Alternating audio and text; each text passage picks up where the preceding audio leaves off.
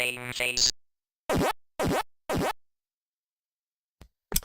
So, part 3 of the puzzle game stream. That is what you have today. And yeah, because once again, I played a lot of puzzle games yesterday, a lot of puzzle games this day before, and I still have a huge list of puzzle games to look at. So, naturally, while on a bit of a roll, I thought I'd just do a third part of it, because it's a Sunday evening, and there's not much else to do on a Sunday evening. So, let's have a little look at who's in the chat. We have the Pirate Gamer Boy saying, if they made a third Shrek, then why not? And indeed, I mean, our regular ogre has not been here for a while, so maybe a third one will summon him. We've got Aussie Guy saying hello. I'm sure Aussie Guy will be here with the facts again once more, because Aussie Guy likes to come up with the facts and talk about unreleased games and random facts about games that have been released and all sorts of connections that I personally wouldn't have been aware of. We've got Leviathan Eternal. Time to be puzzled again. Yep. How many sliding block puzzles will there be? Hopefully none, but I don't know. I mean, they might come up. We'll see. We've got Orget Soul again. So hello, Orget Soul. Welcome, welcome. And Mog's Emulation Station. I know Mog was saying give a bit of advance warning next time for the stream. So I've tried to do that. So welcome, Mog. It's good to have you here nice and early. And I think that's it for the people. Oh, we've got Y saying hello too. Almost missed Y there with the single letter username, but welcome Y. And I think that is it for the people who've said hello so far. So hello to everybody who is talking, and hello to everybody who is not talking. And hey, Peter, welcome, welcome, welcome. You decided to say hi to. So yes, we're going to start with a puzzle game that I think most people are going to know, which is Capcom's Super Puzzle Fighter Turbo. This was ported a bunch of stuff, and yeah, it's kind of a popular one of the ones people wanted to see CPS3 emulated for back in the day, so CPS2 emulated for, not 3 even. So yes, now we're going up. We'll get the volume levels right because that's a bit loud. And there we go. So yeah, this is clearly a puzzle game with the characters from Street Fighter, or kind of their Super Gem Fighter iterations, the mini versions of them, the cutesy ones. So we'll pick Ken and give it a go and see how it goes. Oh, we've got Ken versus Ken, a mirror match right at the start. Now, just identifying itself as Puzzle Fighter 2 there in the middle, no super. Now this is all about making squares turn into bigger squares. This one to me, I've always found this to be an okay puzzle game. The controls never really feel that responsive. It's kind of odd, but that's just how it is. It's the same on the PlayStation, it's the same on every platform. But the gameplay mechanics are pretty solid. You pile up blocks to try and make bigger blocks, these gems, and then if you land one of these spinny circle things on them, they will disappear, and the more big gems and that disappear, the stronger your attack. And you've got to use your combos by stacking things up, and yeah, that's basically the mechanic. And the countdown blocks, the garbage blocks are countdown blocks, much like they were in Stack Column, not Stack Columns, Hanagumi Sakura Wars columns thing that we played yesterday. There's a lot of charm, but you prefer other puzzle games. Yeah, I think it probably gets mentioned a lot because it's by Capcom and it's Street Fighter rather than on its merits as a puzzle game. But it's not bad. It's just not spectacular. It's original. It was an original concept at the time. There were some clones since. I don't think there's any direct clones in the arcades, at least. It's got a few clones these days. What is it? Crystal Crisis on the current platforms is basically this with characters from Binding of Isaac and the like. I don't think Capcom licensed to do anything. They just they copied the game idea. But yeah. There's also Capcom did reskin it as a Monster Hunter game on the PSP, which is kind of interesting. But obviously we can't play PSP games in MAME, unfortunately. Otherwise I would be showing that one off too. I assume it plays just the same as this, just with, say, your favourite characters from Monster Hunter, if you have any. Well, maybe your favourite monsters, I don't really know. I do like a bit of Monster Hunter, though. There's an unreleased puzzle game from Taito titled Pepple Pull, Aussie Guy says. What would that have been on? Was that a sort of F3 system one, or an earlier one?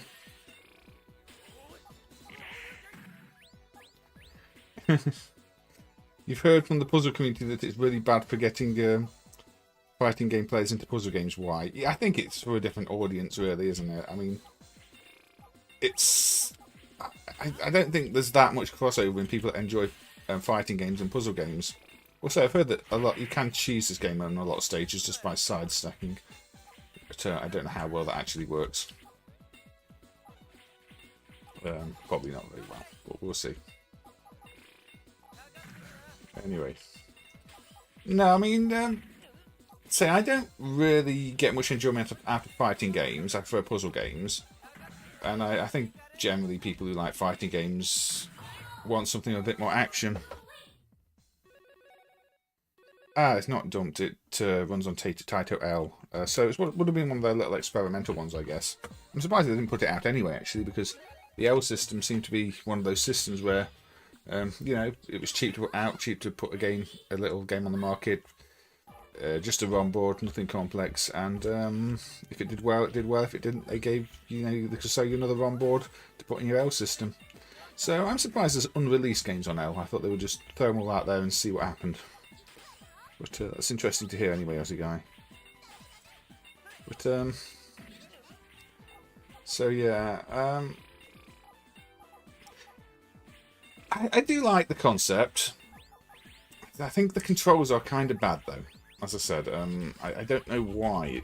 It's there's a definite delay when you press down, at least, on pulling down the pieces. I guess it's by design. I mean, this isn't going to be taxing CPS1 hardware, is it? Unless it's got some of the worst programming imaginable behind the scenes. But, I doubt it's got the worst programming imaginable behind the scenes.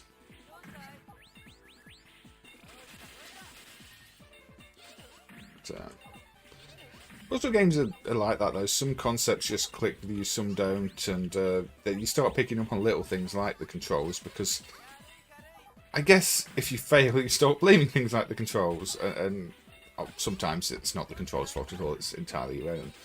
But you're always looking for some reason, aren't you? And if there are controls that don't feel quite right, you can go, oh, it's the controls. So yeah, it's probably just me. I mean, you've seen you play plenty of other games badly.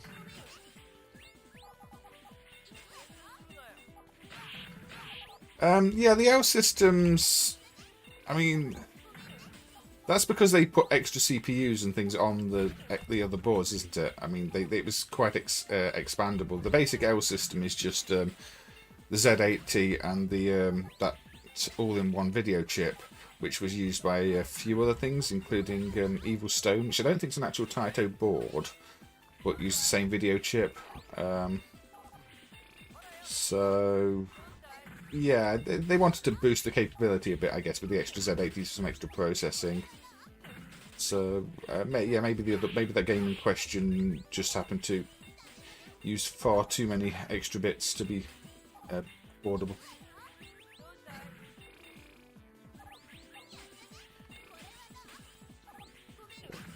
Okay.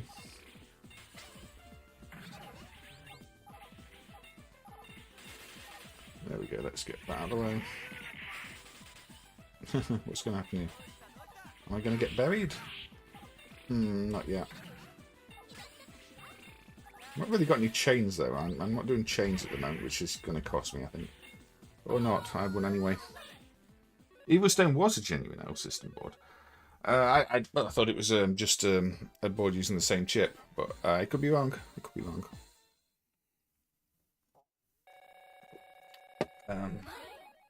So yeah, I've already completed 3 levels without really being challenged with this one.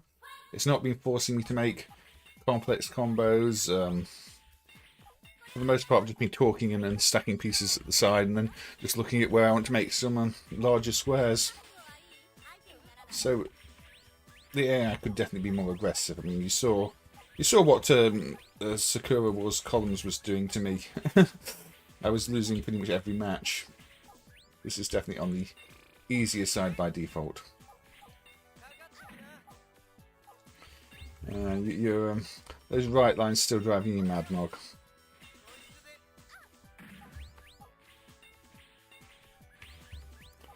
Yeah, there are a few that have odd backstories. There's one of the ones on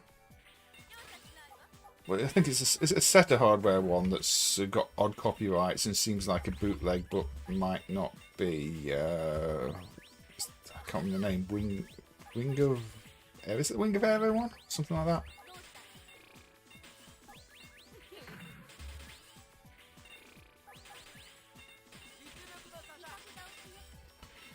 Well, as long as it's been decided which is the best to aim for if you get trying to implement some consistency. That, I mean,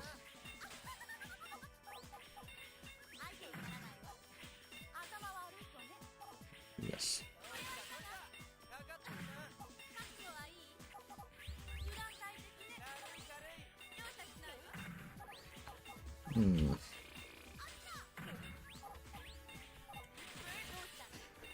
So yeah, because of the bigger gems, you will end up with gaps like this. But it's quite infrequent.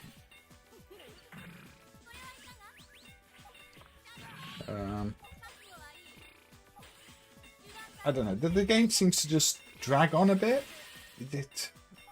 I don't want to say terrible things about it, because I know a lot of people like this one, but there's a reason I don't often play this one myself. I think I first played it on the original PlayStation before it was emulated, and kind of never really got into it there either.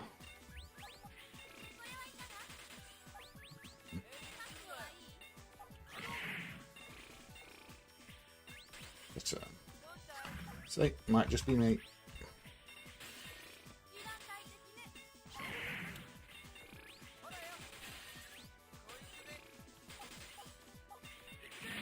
Again, you see, I've won without really trying on this game, so I'll probably just kill myself off on the next line, on the next round, to be honest, because I'd kind of like to move on and look at something else, possibly a recent bug fix.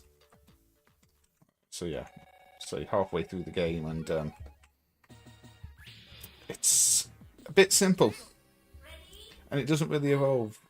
So yeah, this is Super Puzzle Fighter. A lot of people like it. It's very good looking. It's got an original concept, but not for me, this one. Not for me. I like games to be a little bit more challenging. I'm sure I could put the difficulty on the hardest and it would be a bit more challenging, but I also try to play on the defaults. And yeah. By default, it is not overly challenging. Yeah, Sanson 2 Turbo background. I noticed that.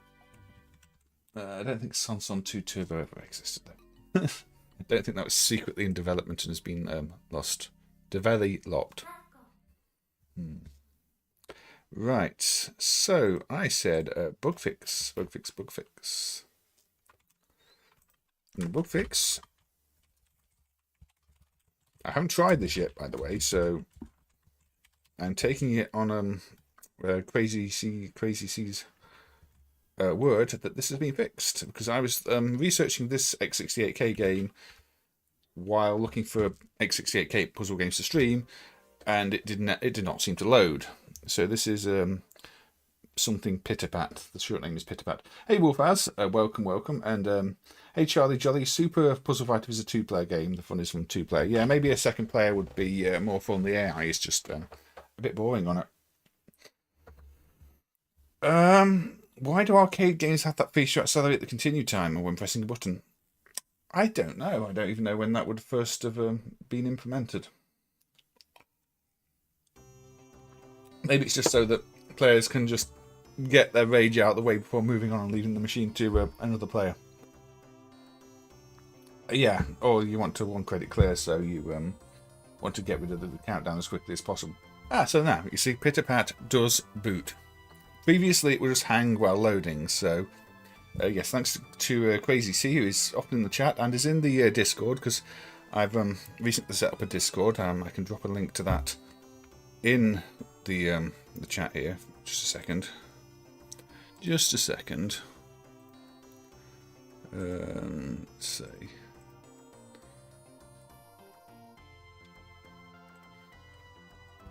So if you want to join the Discord, that is the link to join the Discord for this community. Anyway, but yes, Crazy C. I mentioned it to Crazy C because we had a little discussion about the Cube Runner or QEB Runner bug fix, because he didn't actually realise it had been fixed when he was fixing something else. So that was kind of interesting. And then I mentioned that this one didn't seem to be working, so we had a little look at it. And it was waiting on a status flag for the screen clear logic. So, yeah, the F2 system game was also called Pitapat, but I believe this plays rather differently. Round 1 excusable lines. So this is falling blocks of some sort, and you can jump. Now, I don't actually know how it works. I can't jump anymore. So I've got no lines at the moment. I can push things. Okay, so now where's the second clip? So yeah, I don't actually know how to play this. I can jump, so I can always jump. So I can get rid of blocks and push blocks. I don't know if I'm competing against this other player. But clearly I have to push things in a way that makes lines. 3 is a line, is it? This is quite unclear in terms of game mechanics, I have to say. So if I do this and push this here, yeah, I made a 4. Okay.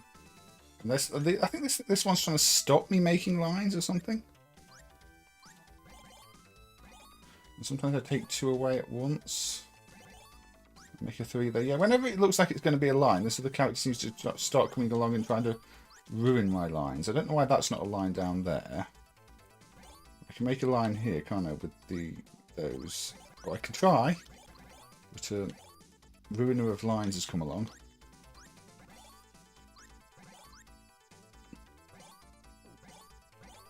This is strange. I've never played a puzzle game with these rules, but I've played ones where pieces are dropping from the sky before, and you've got to stack things up to make things, just, entire rows disappear. I've never played one like this. So don't just... I'm not understanding the exact conditions that make things disappear.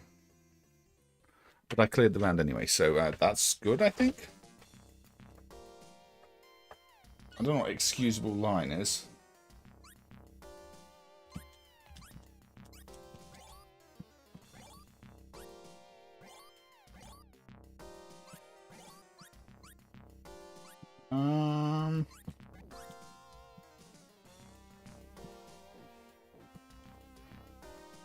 A strange game. Oh, and I accidentally, yeah, don't get your jump button and your other button mixed up, because that was... So I can't push block to 2.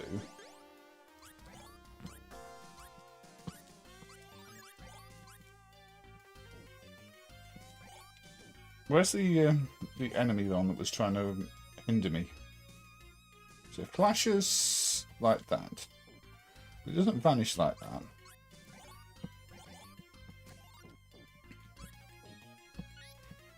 Does it only disappear when there's 4 then? Just flashes when there's 2.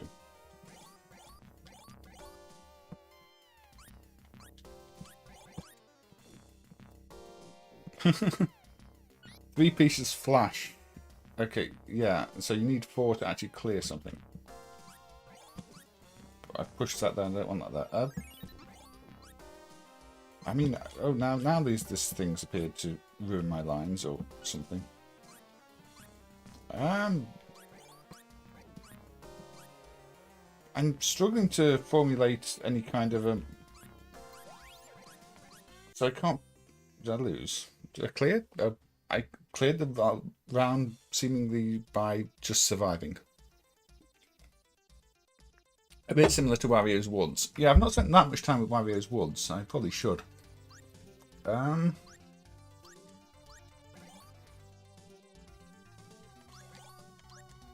It's kind of awkward to clear the blocks you want sometimes.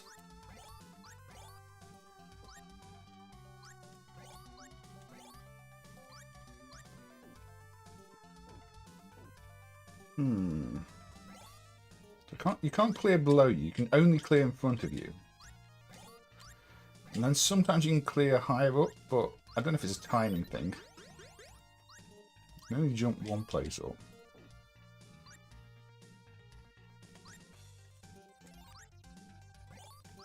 Let's clear that out of the way there. Let's clear that out of the way there. That's not, that's too...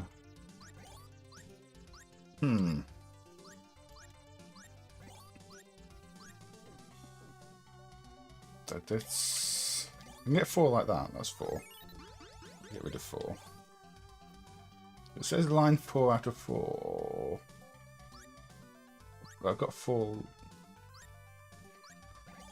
I wonder what the game over condition is.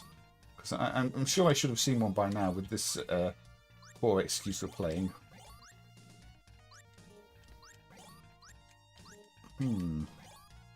That 4? Yeah, that would give me 4.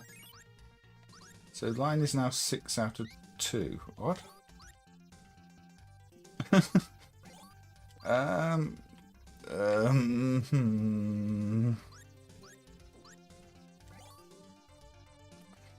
I'm not going to lie, I have no idea what I'm doing here.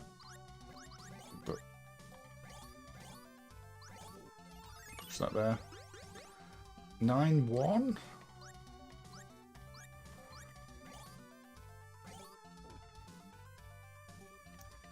I mean, I don't seem to be able to crush myself. Oh well.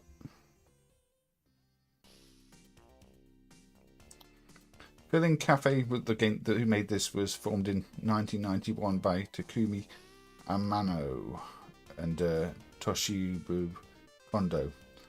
Known for a Suka 120% series, and they went bankrupt in 1998. And before this, the predecessor to Filling Cafe is Team Cross Wonder in 1991. Maybe the timer is... We've got multiple paths. Very puzzle bubble. So the time is quite long. Okay. I'll say this is one that didn't previously work in MAME and does now. So the X60, it's another improvement to the X68K driver. Now we've got some platforms on the level, so it clearly mixes it up a bit.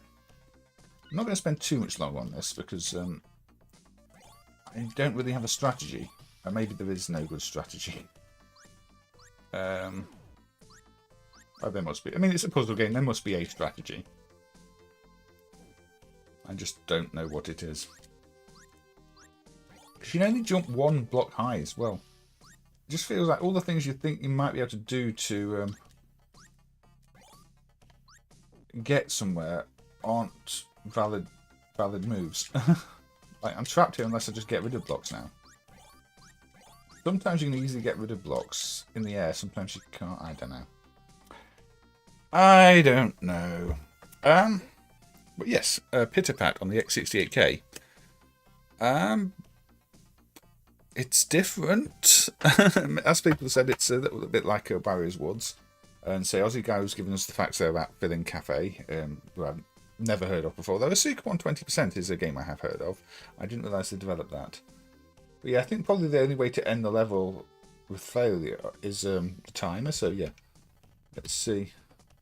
Speed up a little bit. See if we fail. We're still getting lines by doing nothing. It's always good to actually get a game over screen. Well, if you want to lose. So...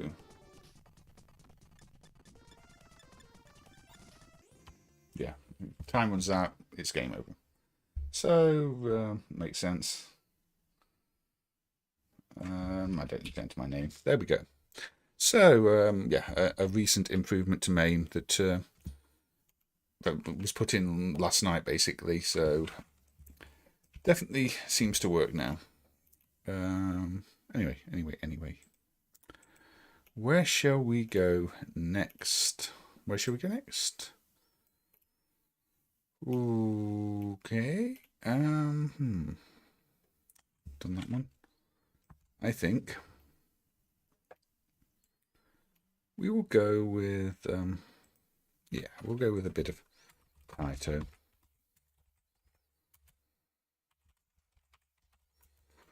We'll go with Pop and Pop, which is an F3 system game. I think it was mentioned a few times in the chat yesterday. So yeah,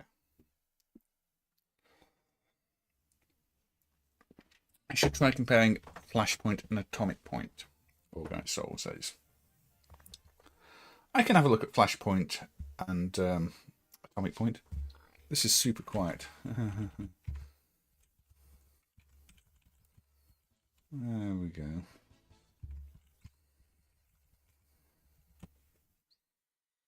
Should be a bit better now.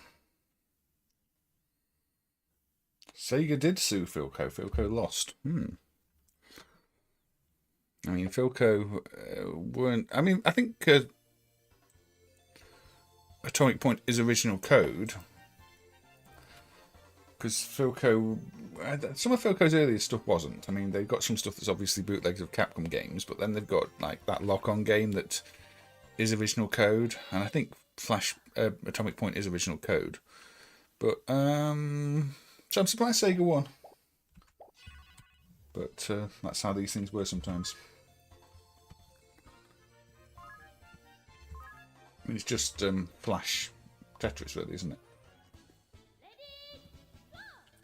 So yes, Space Invaders puzzle game, really, without Space Invaders, but with more Bubble universe characters. You have to aim upwards, match the bubbles in stacks. So I am surprised, I think I said before, that they didn't go with a Space Invaders theme here. Because it definitely reminds you of Space Invaders. Yeah, it runs on copy System 16 hardware, but again, hardware concepts aren't that special. I mean, it doesn't even have... It's that the non-sprite hardware, so it's just basically tire maps, and I think Sega would struggle to make a claim that they copied the hardware when it's just 3-bit plain tire maps in a different sound system, even if they clearly copied the hardware.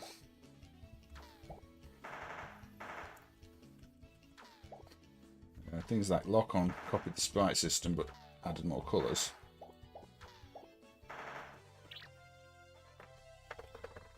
So yeah, I do like this one. I don't play it that often, but yeah, it's one of those that I played a lot more back in the day. I think you know, when Rain was emulating these things, and I'd never seen some of them before. Played a fair bit of it then, and always enjoyed it. Got some nice chill. I got splashed. Very peaceful. So you can fire those up there if you want an extra balloon. The balloon graphics are really good too. They just look shiny. You've got special items.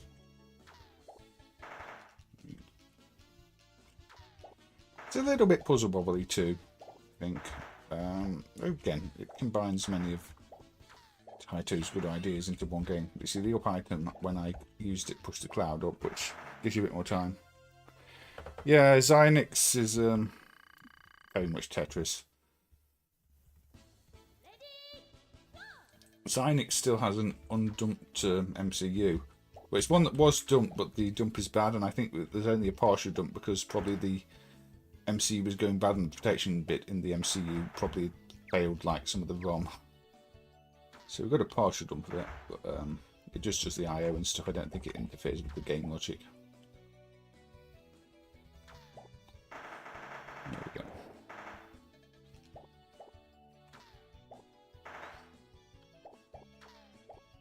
Yeah, you have to aim. You don't aim at angles like Puzzle Bobble, but obviously with the clouds moving, you have to think about where you are aiming and sort of shoot ahead of the cloud, really. So a bit of coordination involved here. And you know, if you played first-person shooters, you'll understand the concept of shooting ahead of where something is going to be.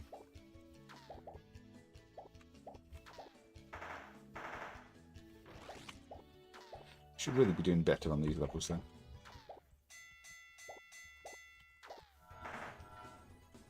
Doesn't instantly fail you if you go over the line. Only if there's stuff over the line after after it's popped.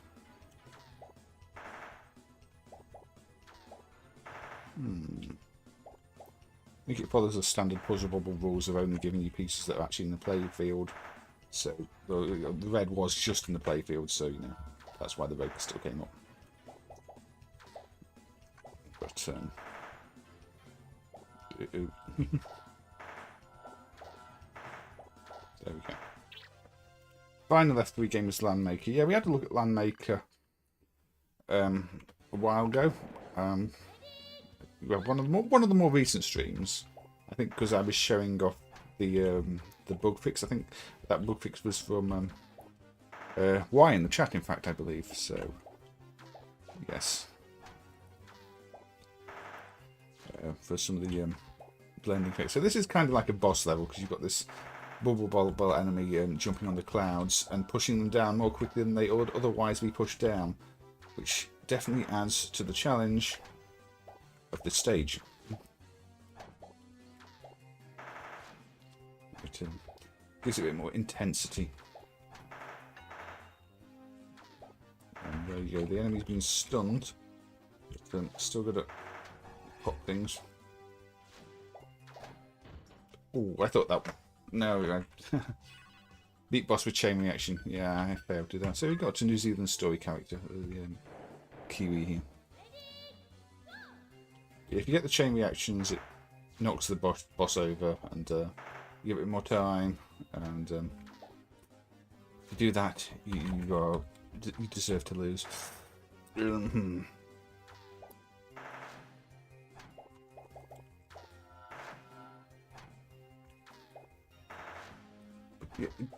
Because when the enemy jumps on the clouds, the alignment changes. So if you time it just wrong, like I did last time, you will. In fact, yes, this isn't actually that difficult. I'm just making it look difficult.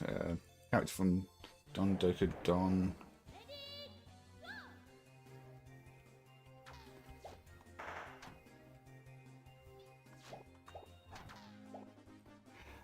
What's the balloon didn't want there?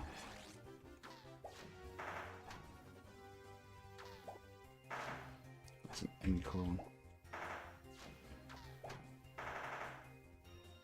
There's the mushroom from those things in that game.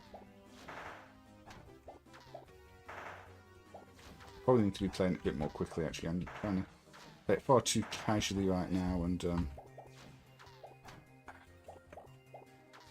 costing me.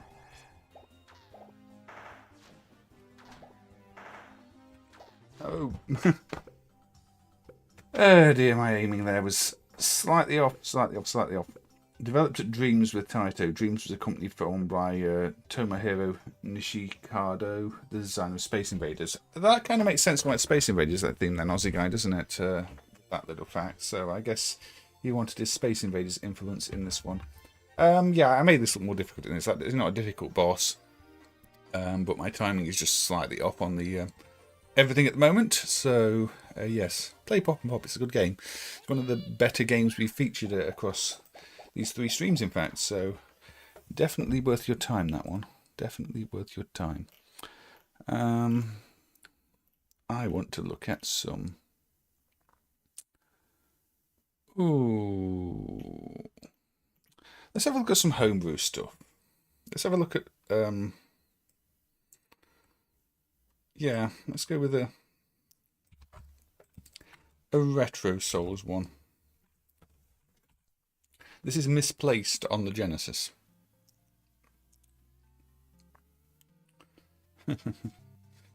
Spaces or no spaces is one of those things that often gets mixed up. It's not always clear, inconsistencies all over the place. So, Misplaced. Misplaced. Let's start. Now, so this is about Sky Islands. I'm getting Zelda all over again. So yes, basically, it's a little bloated with story. Unfortunately, I noticed this one where you just want to get to the puzzles. But yes, okay.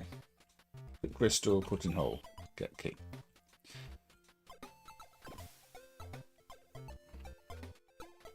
Pick up 2 crystals. I'm not even going to talk to the guy. He's just going to tell me to pick up 2 crystals and get the key.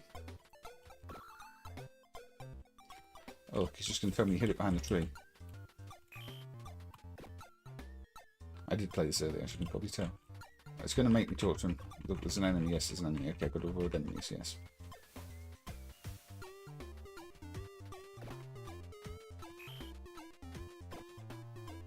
Right, okay, now this is where it gets interesting. So, you can't walk across the air, obviously, so Pirate will explain what you do here.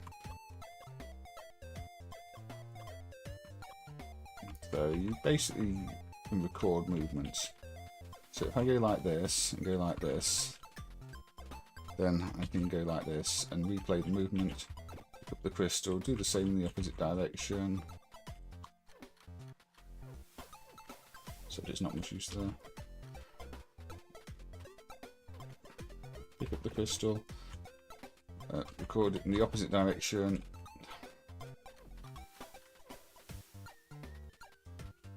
Oh, I can only carry one crystal, can't I? That was silly. So, yeah. I was trying to be too quick. So you see, you record a movement and then you can play that movement back over the space. And if you press the wrong button like I did there, you end up dropping the crystal. Can feel a bit fiddly at times, but that's just because I'm very good at pressing the wrong button. There we go. And then I get the key, done the level. Now, so you can't do this thing through the wall. Does not let you do this. You know, you can't. I try and do it like this, it just goes no, no, no, no, no. What you have to do is you have to draw a shape like that and go around the wall. Obviously not when the monster's there. Get that. We get back to the hole, so we've got to redraw the shape.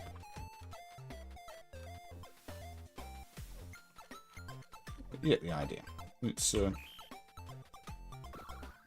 puzzle game. You've got little puzzle rooms, really, haven't you? How are we going to do this one? Repeat, repeat, repeat. Yes. Okay, so we've got to just play back the same one.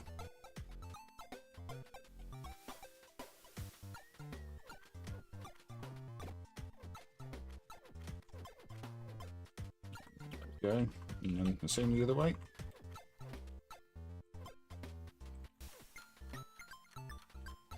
Right, no, I think that's too many, isn't it?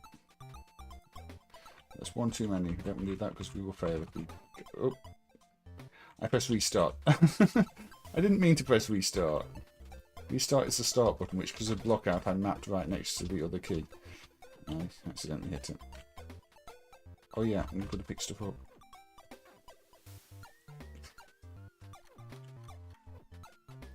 Try that again. It's actually wanting to pick things up. But yeah, the Retro Souls games, whatever platform you're looking at, they are all really, really well designed. They're pretty much all puzzle games too.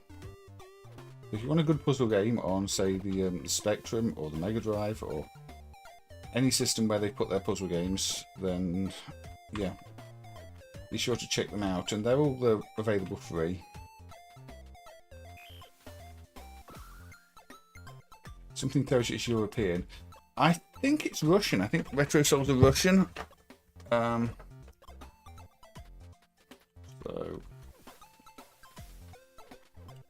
that is I could be wrong, but I think they are. I'm going to get back if I do that. But I think this was pretty...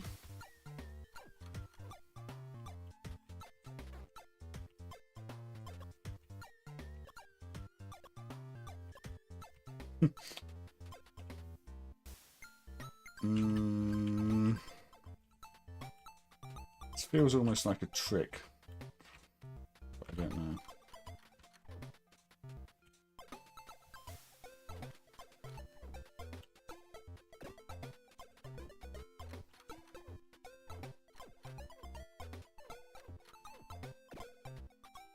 I do not understand this puzzle.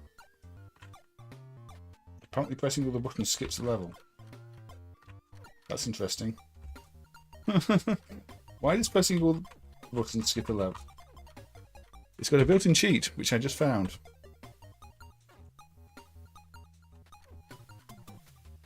Oh no. Oh, I don't know. It's gone dark. Maybe that's just skip the levels. Maybe it just does that. Maybe I can complete the game this way. Maybe I'm gonna get a clear of the game. Who puts in a cheat where you can just skip all the levels?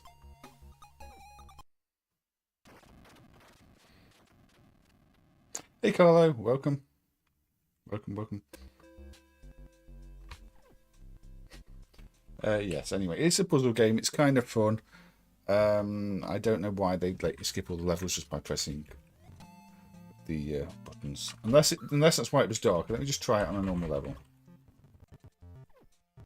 No, it must just get darker naturally, so... Yep, you can just skip the levels.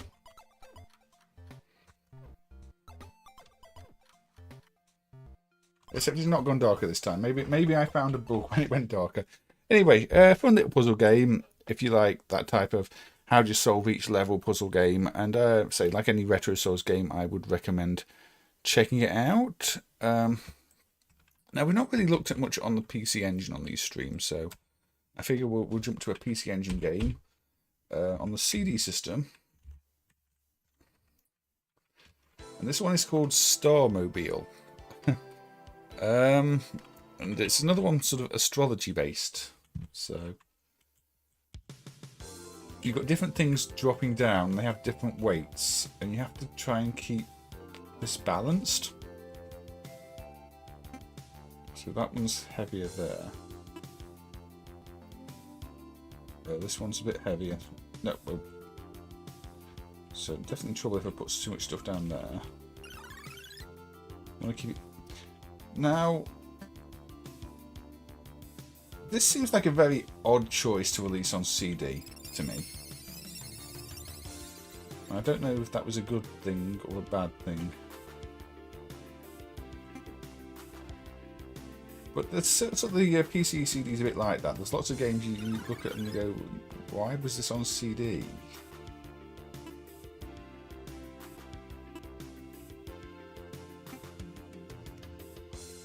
So, as you can imagine, I don't have a real strategy on this.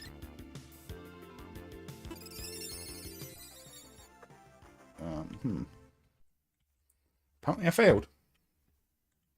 Never heard of it before. No, I've seen it appear in the odd, like, all puzzle game type video, but I've never seen anybody playing it. So don't put that one there, because that just costs you a life.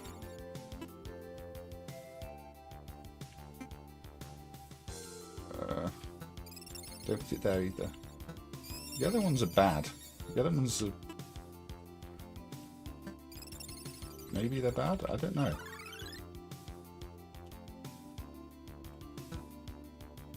Put the other one there. Now I've got a 3-stack. See, I don't really know the rules. So the blue got rid of the yellow. I can stack 4 blues there. But I can't stack a yellow there because it just falls off. And I can't stack a yellow there. Or there. So why not? I think you have to know the rules. This is even heavier, so that's it. I failed. It's definitely some game, isn't it? A balancing game? I'm assuming this is all the game is. There must be a way to get onto the next level. Yeah, okay, you can't put the other one there. As we worked out, you can put the yellow one there.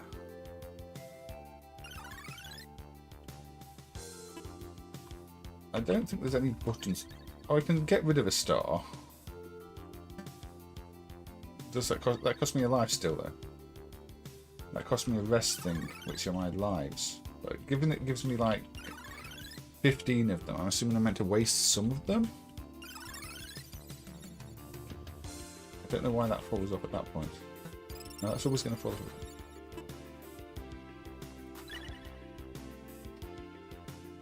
Maybe heavier stars don't always crush the other ones because it didn't crush it there.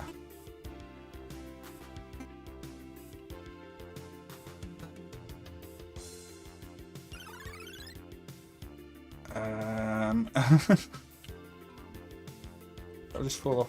No, it doesn't fall off this time. Why did that fall off? Why did that vanish? Does anybody actually know how to play this game?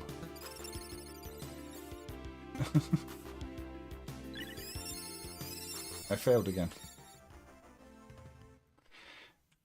Yeah, you have to balance things based on the weight. I'm trying to balance things based on the weight, but certain things clearly can't go in certain positions. Oh dear me. I bet this is somebody's favourite game. Once you know how to play it, and once you understand where things are allowed to go based on the weights, because you've got the main balance, you've got the side balance, the whole thing's got to balance. And oh look, I've perfectly balanced it somehow. This is a heavy one, so this isn't even a heavier one. More over here. Then why does that blue disappear when I got the white star? That's what's throwing me off. And why did all 3 white stars disappear? It doesn't usually...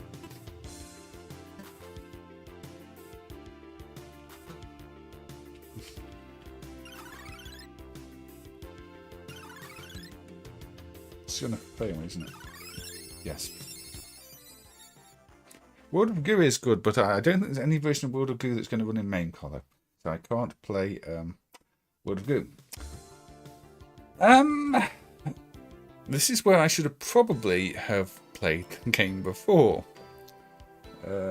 M&M Software was founded in 1987, according to Onegai. Renamed to Mindware in 1995. And best known for porting Slap Fight and Alcon to the Genesis. That's actually a really good port, the Slap Fight port to the Mega Drive. It's got the extra mode in it. I'm assuming if you complete a level, the background will change.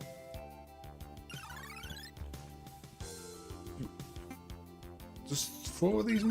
See, I can pile 5 of those and they don't disappear. No, I'm not even playing. This is the demo. The demo mode is showing me how to play. So you can pile 6 of those. So why were they sometimes disappearing?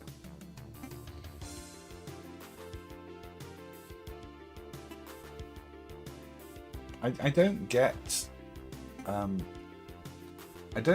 of the logic in this game. They've got 7. I was getting like 3 white stars and they were just vanishing and it wasn't unbalanced. But they just what? Even the attract demo makes no sense to me. Anyway, this was also a game.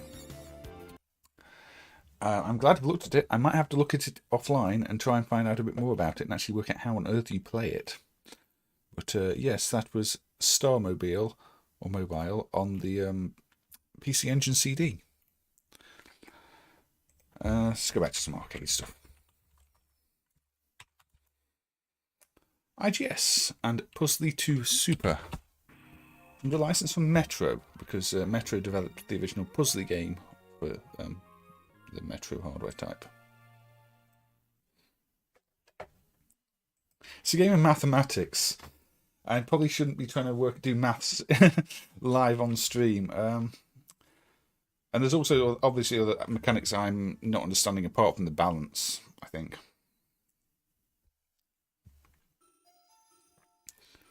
So, this is kind of quiet. Puzzli 2. This is one that took a lot of work getting emulated back in the day. It's still got a very extensive protection simulation because there was no obvious exploit in the protection functions to read out the internal ROM. So we had to work out what every function did and simulate it, and that includes unpacking of level data and all sorts. So yeah, there's an X68K Star Wars that's a vector thing that's not quite the same as any of the other versions. I think I might have played it once. So yes, Puzzli 2. Puzzli 2 Super, in fact. So I guess this has got different levels than the original. So we're going to go solo. And this is a game of Fishing. Yeah, I mean, doesn't B still have a ton of basically stolen music as well, which is not going to help matters. So basically you push fish into the water and you have to make groups of 3 and then they get pulled out of the water. Yeah, I think IGS just found random MIDIs and converted them and used them and thought they were free, and some of them probably weren't. So you can swap which piece you're going to push in, so if I want to push in that one instead, I can do. I'm pushing that. I'm pushing green, yeah, there we go. That up, and that. So get a bit of a chain going on, which is always a good idea, like in any puzzle game. We've got just green and we've got pink. Those. Stripey. Stripey. So you'll see the water level gets lower, and it's not really what I wanted to do.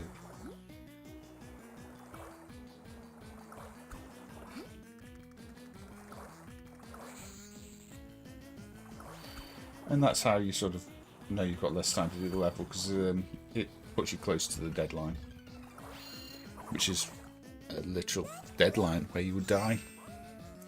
IGS does stand for International Game Systems. And the site is still up. Yeah, I don't know if they're still doing much. I think they might be. But you do still see IGS games, some of the newer ones around. Some 3D ones as well. So PGM is only part of their output, but definitely the most famous part of their output.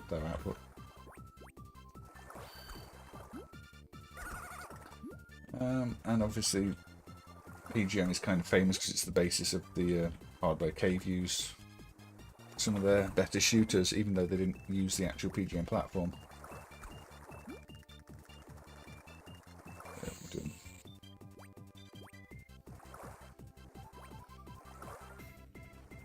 What am I doing?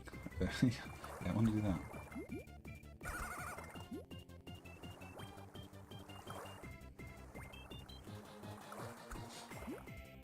Nope.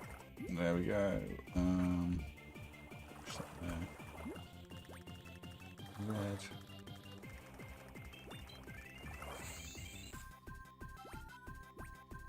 No. And yeah, the those hook ones will sink to the bottom. They're a kind of special piece. So you do have to be careful about that. In fact, it's going to be annoying if I try to use it there, because it would have gone not where I wanted it to go.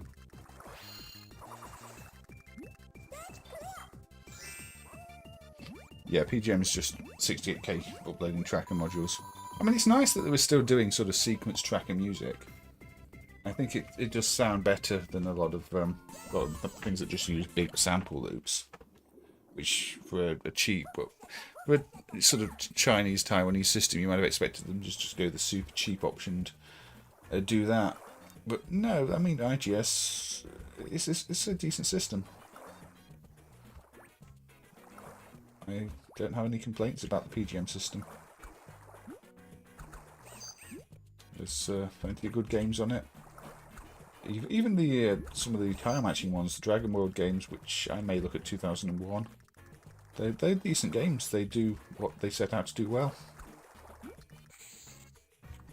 IGS had good stuff at this point. You see, you can use those blue ones, use the special ones to push all the way down and get things from the bottom.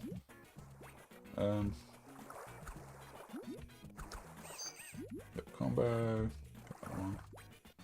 That one. Is the ARM CPU just for protection? On this game, yes.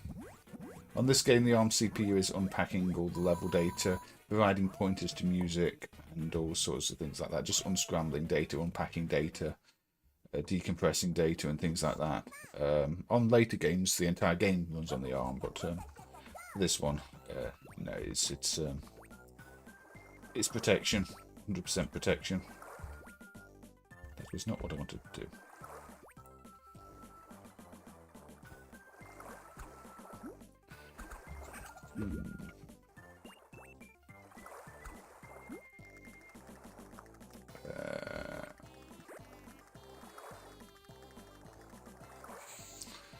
Deadline is getting a bit close.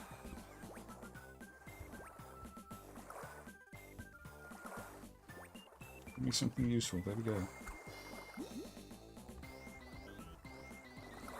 It's not useful. There we go. Okay. Let's get this done.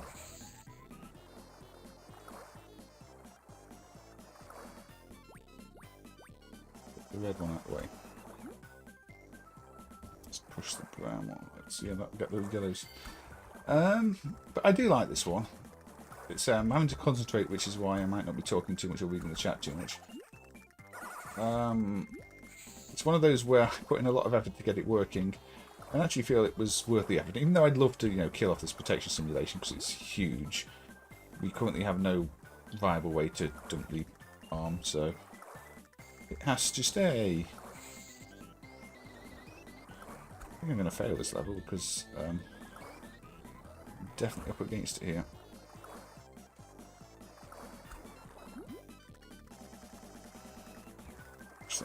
There. Ooh.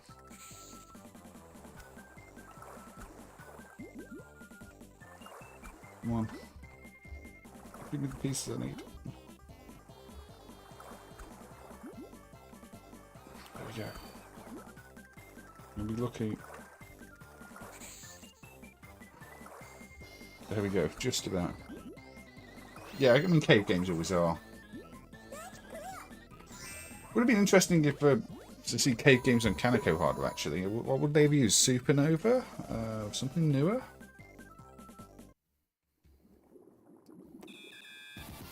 Yeah, the games have gone up in price now. They used to be cheap. You used to be able to get the games for about $10, and then the system became somewhat collectible, and the prices just skyrocketed. You literally used to be able to buy like 10 copies of Knights of Valor for $100, and yeah. Nobody wants these, and now everybody wants them. Now we have a battle, because why not? It's turned into the versus mode. I guess this is what it does for like a boss. I don't know why, but I don't think the original does. I think only the super version does this. Makes you play a versus match in the middle of the solo.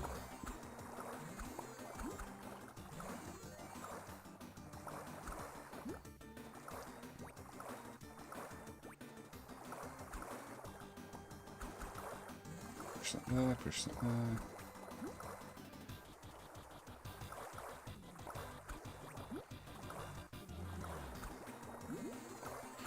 I don't play the super version very often. I usually play the regular version. I don't really know why, that's just me.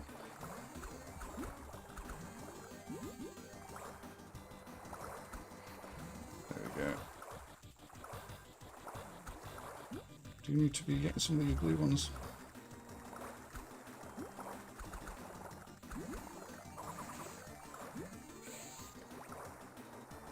Come on, come on.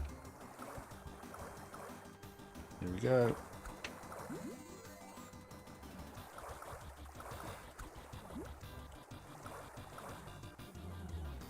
Unless it's a protection thing, and the protection doesn't work in super, but I'm pretty sure it's not.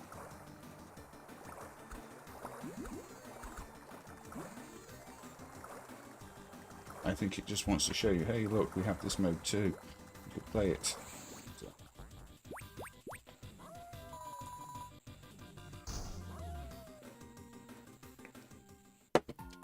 Yeah, now we're back to the next world. I don't remember the regular version doing it anyway, but maybe it does.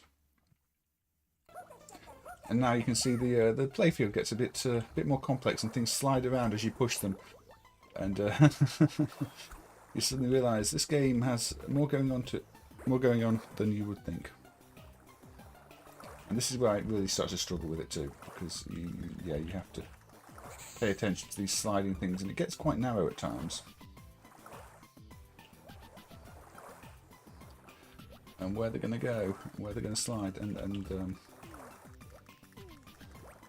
yeah. As you can see, I've just about failed already.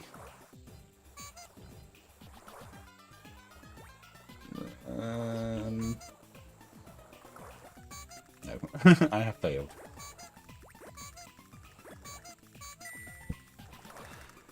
So yes, that is when it gets much more complex, and you have to start learning and planning where things are going to slide down to, and they don't always go where you think they're going to go, and yeah, it suddenly ramps it up at that point. But Puzzli 2 is, yes, it's a very good game on PGM hardware that gets overlooked, I guess. People prefer the fighters and the the beat 'em ups and the shooters, but I think it's one of the better games on the hardware. And so it's a concept from Metro, and we've talked about Metro before. Metro did a lot of the Namco System 10 stuff. IGS obviously licensed the concept and made this game with it, and it's really, really well done. They also licensed Puzzle Star, but as we've said before, Puzzle Star kind of breaks in MAME after a while because the protection on that one is not handled properly. So we won't look at Puzzle Star. At least not for now. What will we look at though? What will we look at? Let's bring out one of the handhelds.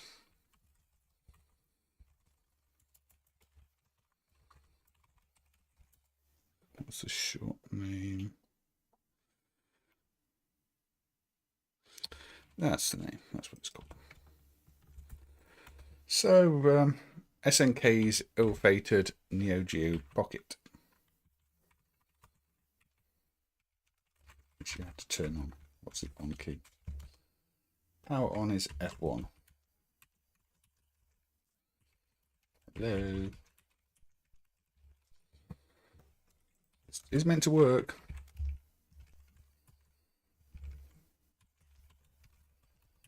It used to work. Has it regressed? It may have regressed. Let's try the original on the puzzle link, on the original hardware.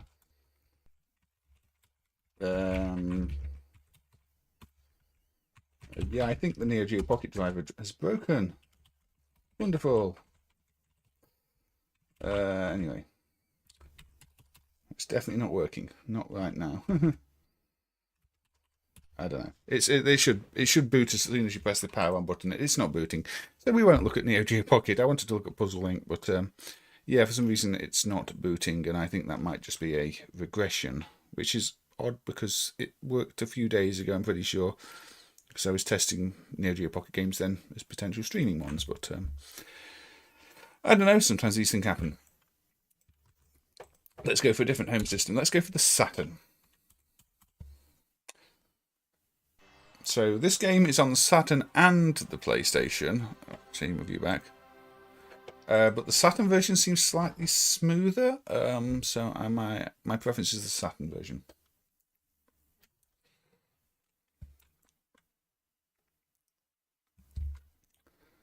Yeah, I did try powering it on. It didn't do anything. So I was hitting F1 and nothing was happening. And I checked the mapping was still F1 and it was F1, so I think it's broken. So this is Pastel Muses by Soft Office. And it's a sort of cross between Puzzle Bobble and Upoko, I'd say. Sort of, you're aiming things down a hill. And that the longer you hold fire, the further they go. So,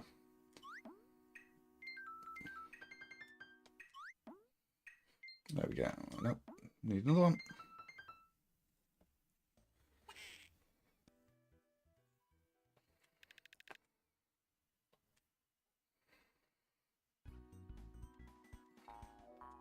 I don't even know why the Neo Geo Pocket would have broken, though. I can't think of any changes in that area, but who knows. Cannonball bust move, yeah, it's got a cannonball mechanic, hasn't it? But yeah, it's not super smooth, but the PlayStation version seems less smooth, so I picked the Saturn one.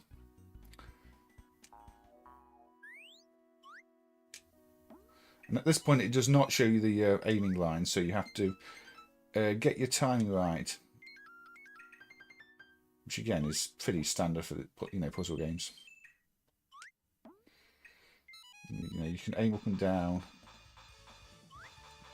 and different powers.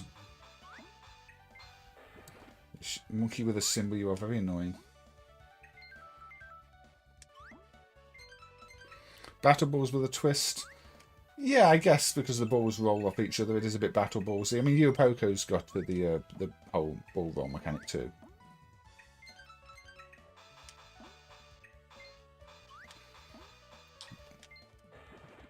I think this could have done with an arcade version. This is one of those games I'm very surprised never got an arcade port.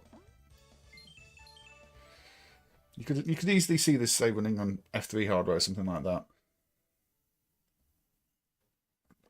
Or maybe even STV, but no. Left on the home system, this.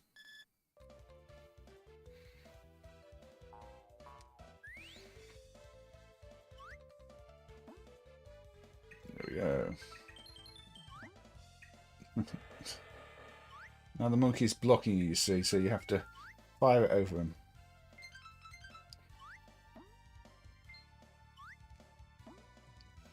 Alright, all guys, so take care. Thank you for being here, and I hope you have a good sleep. I know the stream is a little later than some of the other ones I've done recently, but I had a bit of a nap myself, so it's like, yeah, I woke up, better stream. Stop destroying my balls, monkey. I think you lose if the monkey gets to the top too. So, don't want to let that happen. So we'll go up here to area 2. And so also, I don't think it got localized. I think this is only available in Japanese. And I'm surprised. It's a solid concept. It could easily have been sold outside of Japan. I don't know if the CD audio is quite right in MAME. But that's often the case with Saturn games in MAME.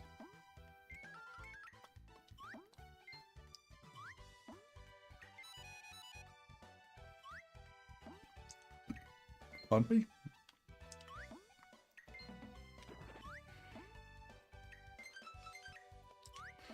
A bit tight up here. There we go then. That's not what I want to do.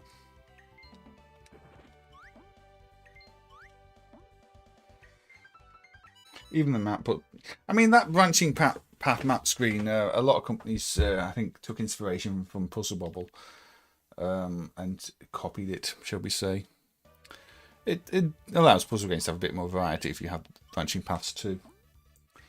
I don't know what the first game with branching paths was. The first one I can think of is TX1, but that's not a puzzle game, obviously. But maybe there was an earlier one. But TX1 is pretty early. The racing game from Tatsumi. But I don't want to play any of these for too long, is the problem. I mean, I'm enjoying playing this one, but I also know that if I keep playing it, it will probably not cover even a fraction of what I want to cover today. So I may start to intentionally fail some rounds like I do in these games. We'll probably try and complete this area first, though. I mean, I might fail of natural causes. Not suddenly magically better at games. Especially if I do that. And that.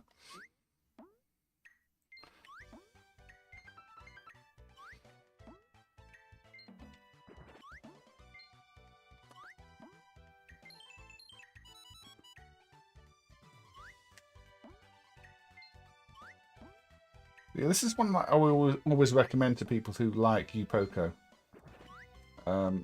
Because for the most part, you can ignore the up and down aim. I think later on it gets more important, but the mid angle is fine for a lot of the levels. Just get the power right.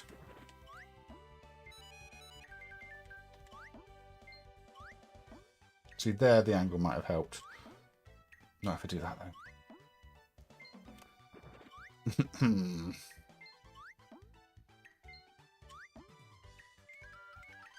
I'll pretend that was intentional, and I wanted to set up that chain.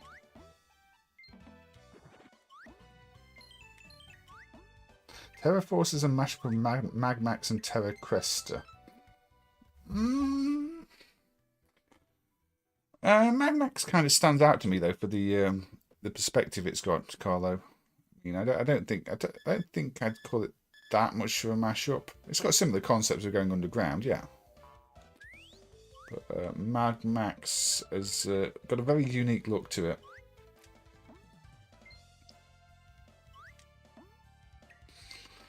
So, no. Well,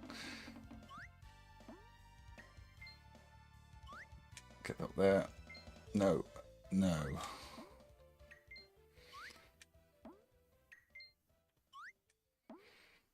That's a good one.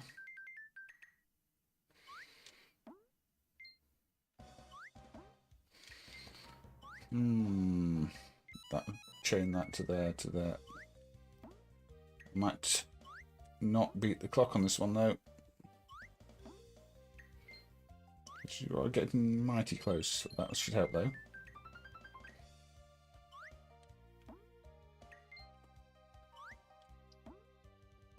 Oh. No.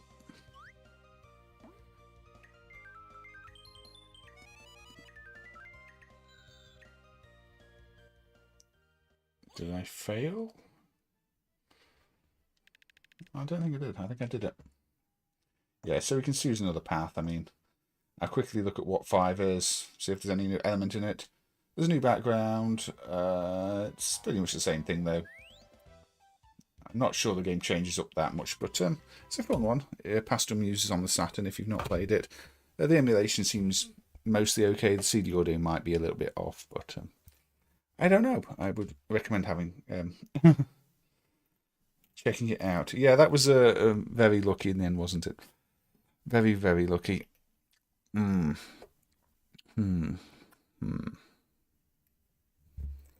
Okay. Let's go with Gutson from Kaneko and some other company.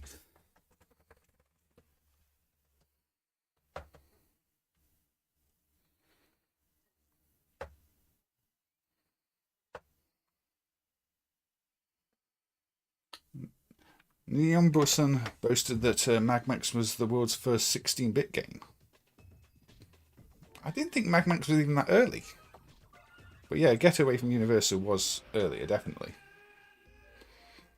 I always thought like Liberal Rabble and Food Fight were the early 68K games at least.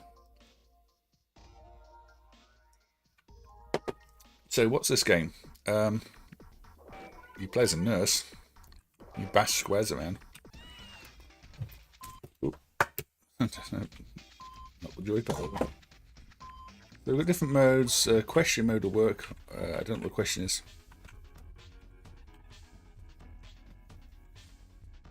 It's telling you all how to play because obviously there's more complex rules here than you might imagine. So you can load stuff up. You can knock them down.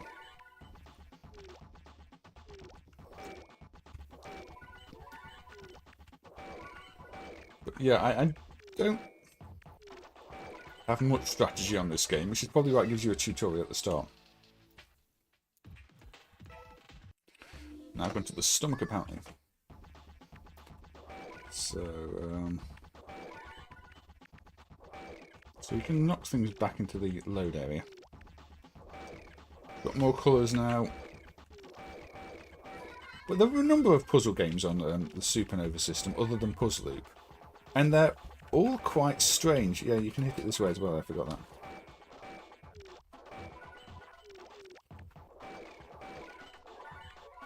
So basically you're making lines by hitting these things in different directions. And knocking things off. Oh,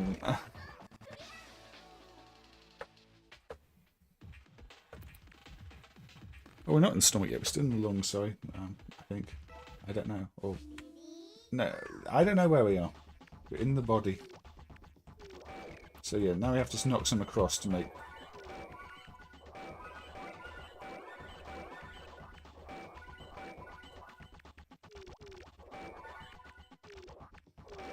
Again, it's an odd original puzzle game concept that doesn't really play exactly like anything else. You've got 3 different buttons hit in different directions.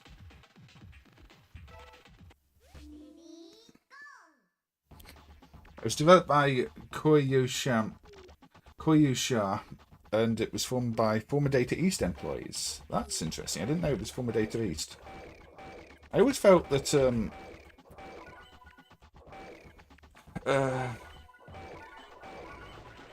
of the Supernova games didn't feel very much like Kaneko games, even though they were credited to Kaneko. So I do wonder if there was some involvement elsewhere. I mean, things like Kyben don't feel that much like Kaneko games, but maybe they...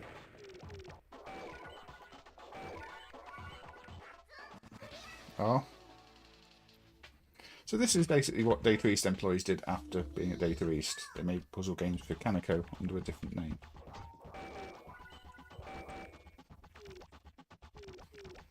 So we knock that down there.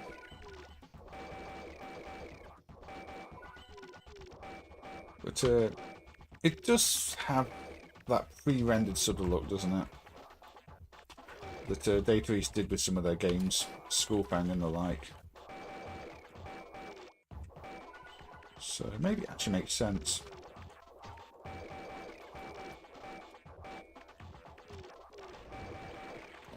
Again, I don't know what I think about it as a puzzle game, though. It's different, but I don't know if it's compelling. The ceiling's coming down there quite quickly.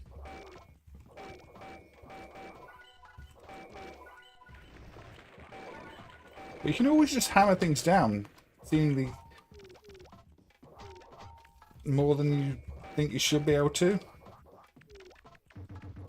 But yeah, I failed anyway, because the ceiling came down and killed me off. So, overflow. That's a very strange graphic. It's all very Japanese, though. I have no idea what it's telling me now. Pole position was Z8000, which I think is still 8-bit. But there we go. I didn't get the high score. That's an odd game over sound, isn't it?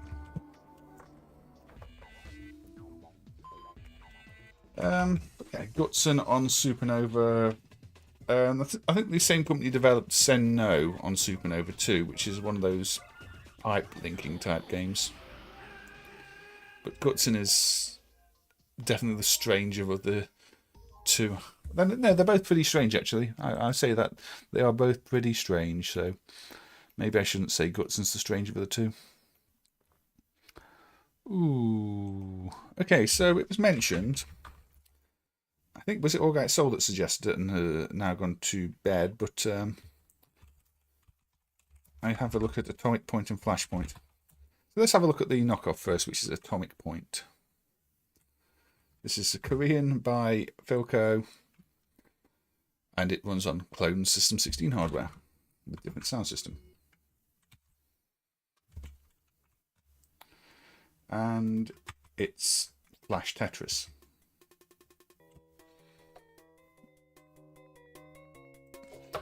You have to position the blocks to clear the flashing blocks.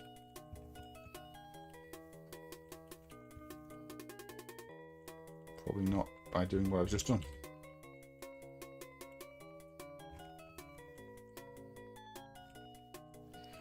There we go, you see I've cleared the flashing blocks. Z8000 is 16-bit according to Google. Okay, I don't know if that's at the Z8000 to be honest. Maybe it is 16-bit. Again, it really depends how you class a CPU, 16-bit or 8-bit or anything else. It's often an oversimplification. I mean, some might argue that the one Getaway uses isn't 16-bit, but others would argue it has features that make it 16-bit. So you get the idea. It's Tetris, but it's Tetris as a more genuine solve this puzzle thing. Every level is a puzzle. And say Sega tried the same with columns. Columns 2 is entirely flash columns, which is the same concept. You know, clear the stage, clear the single thing out the stage. I mean, I prefer to just play, you know, Tetris as a personal preference. I've messed this up, haven't I? I have messed this up.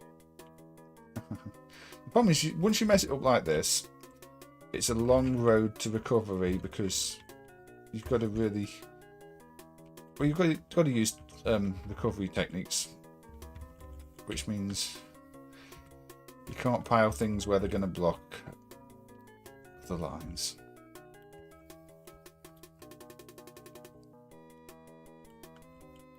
But yes, Aussie guy was saying Sega did sue KuruKuru over this one,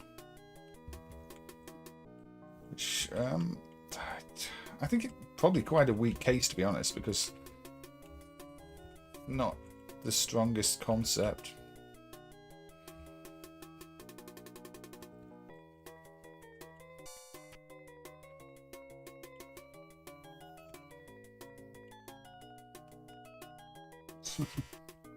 Still get some background variations, even though I'm failing quite badly here. So one wrong placed block, and you can spend you know, 5 minutes on a level that otherwise could be cleared in a few moves. That's the nature of these games. I think it's why I don't really like them.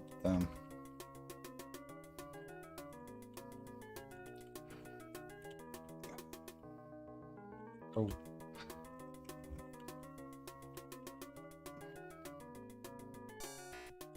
It's still got a... So you can just play it like a Tetris game. Anyway, yeah, Atomic Point.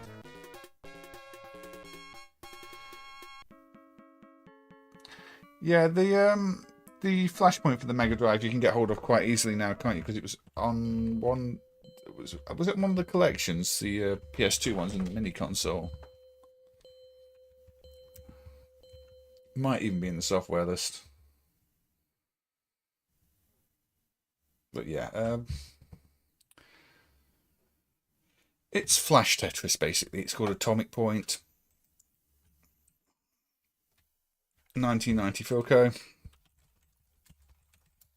But also Sega had their own version, which was called Flashpoint the year before. Joy Joy Kid, yeah, that's another sort of level-based thing. Tetris Plus 2, although I actually quite like Tetris Plus 2. Again, this has got flicky and the like in you know, at the top there, introducing the levels. Theme-wise, this is really dull, actually, isn't it? I mean, this is meant to be Fantasy Zone backgrounds, and they've picked such dull colours. I don't know why. Doesn't really sell it, does it?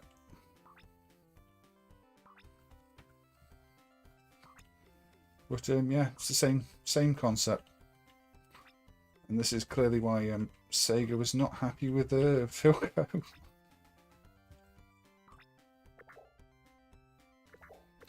Now this is an odd one because the only English version I think is a bootleg, and also the only one with the full copyright details of the owners of Tetris is the bootleg set. So I think we might be missing some undumped world versions of this. You know, the original Sega version. We've only got two original Sega Japanese sets, and I've messed this up already. Look, that's what I mean. You do that, and you may as well just kill yourself off and start again. No, it's not Sega's strongest puzzle game. But yeah, if we look,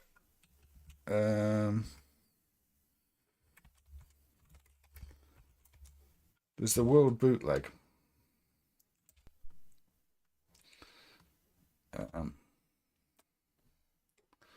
This is by Datsu, the bootleg.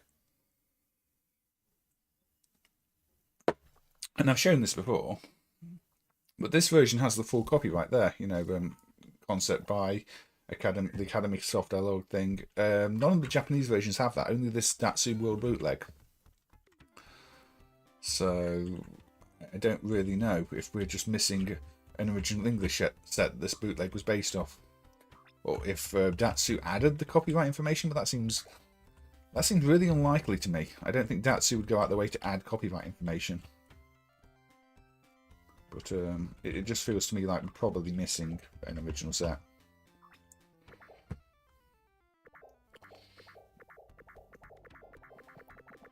Yeah, I mean, the Mega Drive Tetris is not the best either. I mean, I don't think Sega did that a great job of that.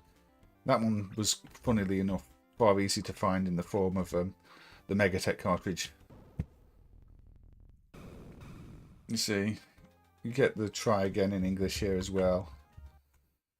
So I think this is a bootleg of an undumped English set. But who knows? Who knows? Anyway, yeah, they say they're very similar games. Sega did other attempts at Tetris. They got Bloxed and things like that, which is a bit more fun. Let's do a Puzzle Bubble knockoff. Cookie and BB3. Semicom did a whole bunch of these. Obviously, Cookie and BB1, Cookie and BB2, Cookie and BB3, and one that's not dumped called R&B, I think. But they all had slightly different themes, and this one is food themed.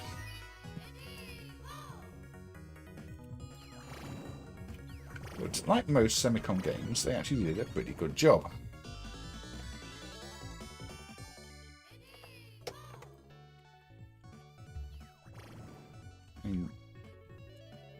Maybe it's not as easy to tell the things apart as the original Puzzle Bobble symbols, but you know, it would be a bit boring if they just used standard symbols, and probably this way Taito were less likely to kick up a fuss about it.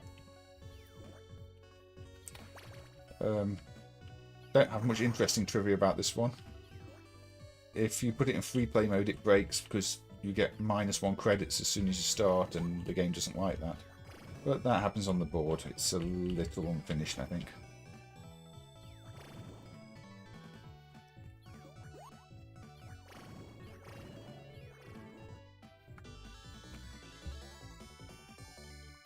You hate the graphics in these games, Carlo. Any reason? I kind of quite like Semicom's art, to be honest.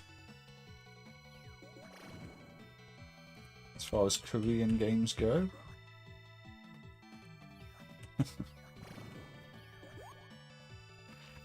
You can tell this is inspired by some of the later Puzzle Bobble games too, because it's got all these things that hold bits in place. Don't know which one introduced that. Was it 3?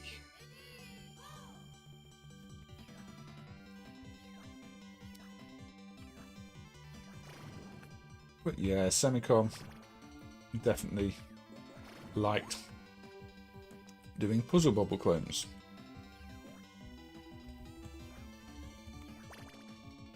And that's just a random piece, by the way. You don't know what it's going to be until it's up there, which is kind of annoying.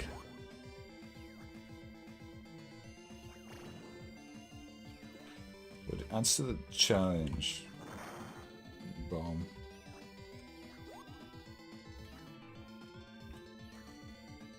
Oh. I am in trouble here. No, because that's going to... Oh.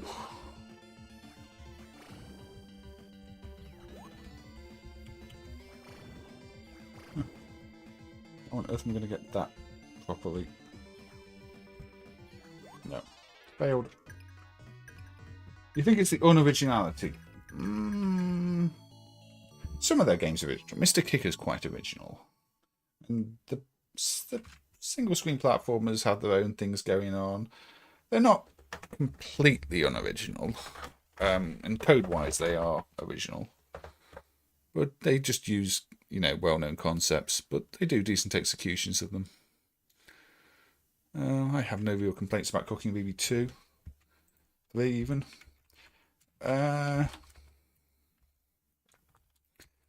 Is this the one where a Korean set was dumped? Language Korean. I think there's a number of clones of Cooking Bibi 2 with different Semicom logos even. So they put these out over time. I think this is the one. Oh, yeah, this is the Korean one that's got Korean in. So this is the one where you can actually get the Korean title screen. There you go. For some reason, that Korean title screen isn't in the later revisions. So, don't know why they took it out. The language dip switch is still listed in service mode in them, but doesn't do anything in any of the later revisions. Yeah, I mean, I have a soft spot for Semicom myself. But yeah, Cooking Bibi 2, this one's sport themed. You know, instead of the food, you've got sports balls, which I think works better than the food. They're more obvious. I think 3 is a little weaker. I mean, there's too many of the food items look similar and they animate too much, maybe. If I had a preference to any of the Cooking Bibi games, it is this one. I think they did a fantastic job.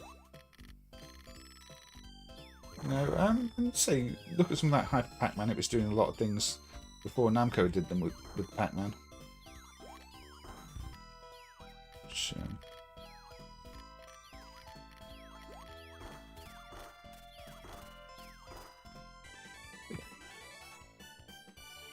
but we're just going to do the.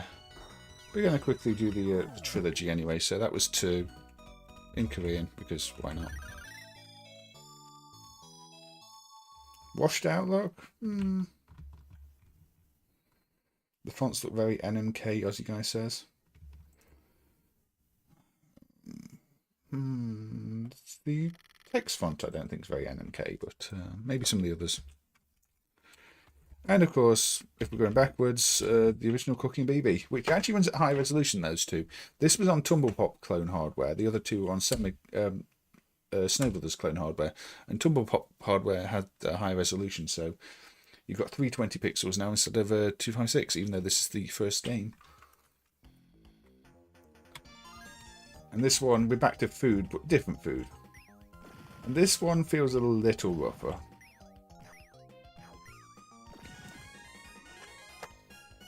But, yeah, I would like to see the undumped R&B at some point. Again, you've got some foods that look a bit too similar. Got 2 yellowy ones, you've got 2 sort of red ones. So yeah, again, I think the sports icons in the second game were the best ones.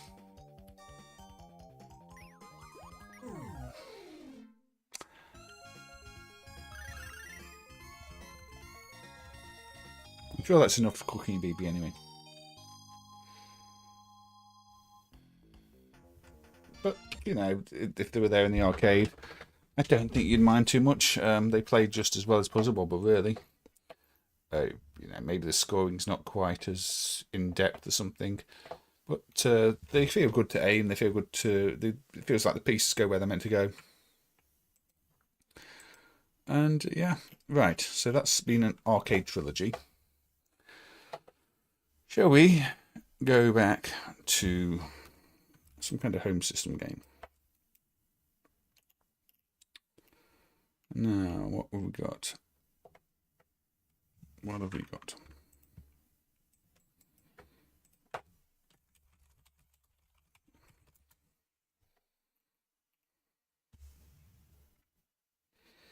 What's the set name?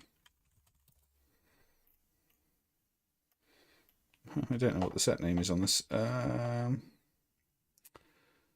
didn't write down the set name for that one. Never mind.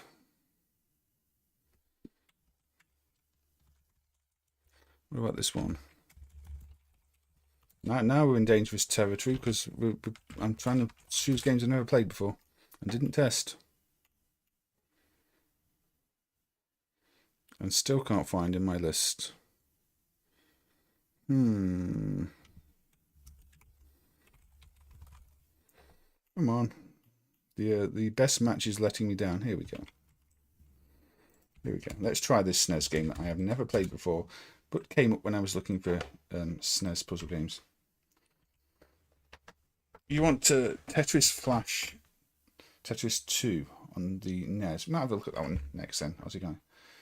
This one is apparently Dolucky No Puzzle Tour 94. And I have no idea how to play it. It looked a bit like Quarth, I think. Or Twinkle Star Spice. It's a bit dark, I don't know if that's MAME. So, what am I doing here?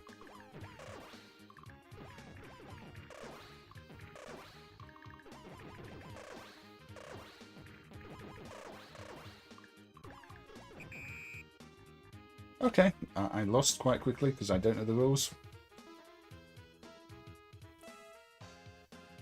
So you can change between the ones you've got down here. It's fair enough. So we get rid of those.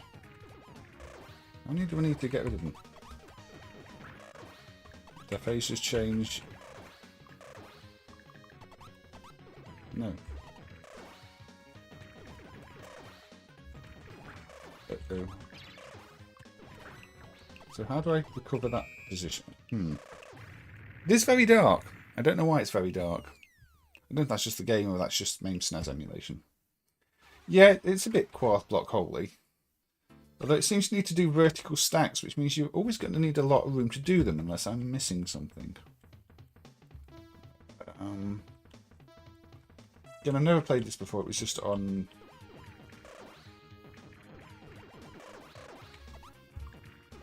list of SNES.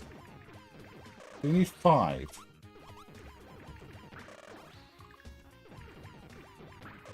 And they will push backwards, but surely there's a point where you can't do anything. I don't have a grey one, so... A grey anything? Yeah, anything. No, okay, there can be any... They don't have to be vertical, but you have to be able to hit them against something at least. Okay, there's nothing up there. But yeah, it's one of those 5 upwards into the screen puzzle games. Which is a sort of subgenre in its own right, I think.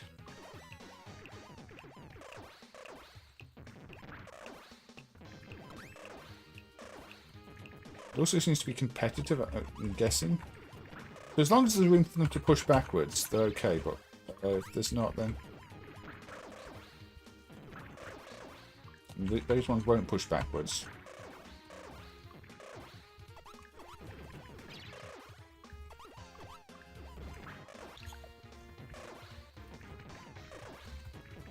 Okay, this is a bit different. I've never played this before, so my expectations are 0. What? I got tired. What? I guess that was an attack because I started dark on real hardware too. So it's a bit like Back to the Future on the Mega Drive then. What? I don't know why they'd want to do that. So I guess I was getting garbage pieces because the enemy attacked me somehow.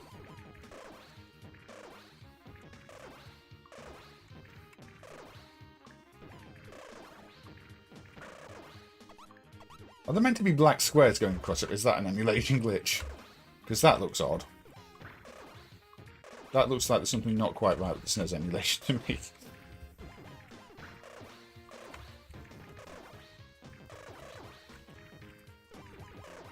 No. What? Okay. I'm confused. Plays that Killzone on the Game 8. I can't remember that one. Or is that the one that is just Quarth, Black Hole? This seems flawed as a puzzle game. The black box is also on real hardware. Is this game kind of unfinished? It feels kind of unfinished.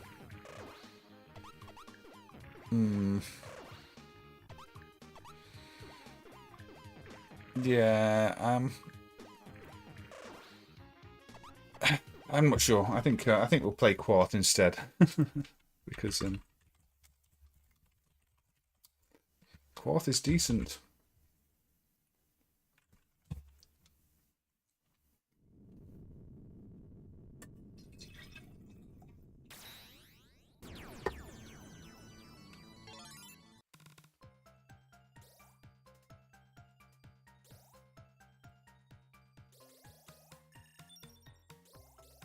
Is this the one you were thinking of on the Game Mate, Peter? Because there's I think the Game Mate's got a complete clone of this one. It was more like an action game. I mean, some puzzle games can.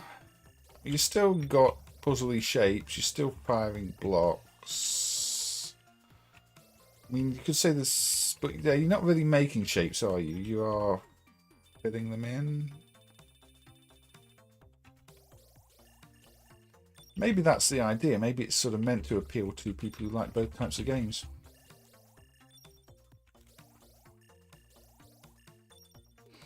Yeah, it's the one that's like this. Yeah, that's a pretty good one, actually. The port of the unofficial port.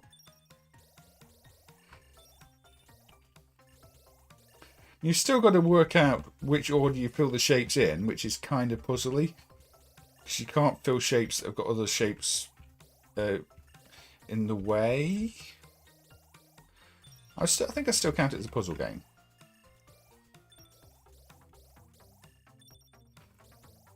The interesting fact with this one is if you got like auto fire set across 2 buttons, because there's two, you can use 2 different fire buttons, and if you set auto fire to alternate the button, you can fire more quickly than the game can process it, and the game will crash. I don't think they expected people to be using auto fire on every frame, because if you're doing it at, basically you get 60 Hz auto fire because you can have an on state for every frame because you've got 2 fire buttons. And the game does not like that. Not like that at all. I mean, it's unrealistic for a human player to be doing that, but yeah. The Moon of Judgment. I was being misjudged as a terrible puzzle player, wasn't I? Probably. This is not the most challenging puzzle game. It starts off quite easy, at least. It does get hard after a while, but...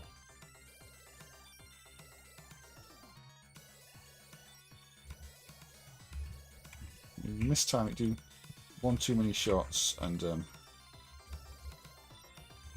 mean, there are games I would say were more action-like than this. If you look at Balcube on Metro hardware, that's more of an Arkanoid breakout-y thing.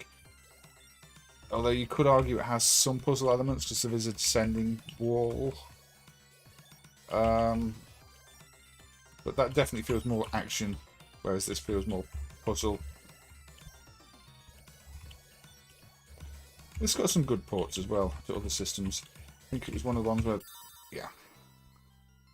The export version has different music. I didn't know that, Mr. Fungi. That's something I'll have to consider for a future stream then.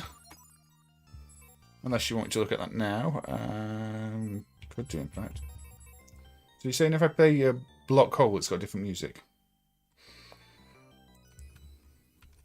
Actually, yeah. Let's do that then, because I wasn't aware of that. Again, Konami being quite different in different regions.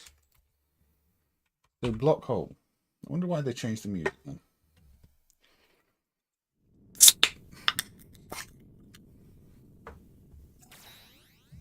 Has this version got the usual Konami terrible difficulty for export games too?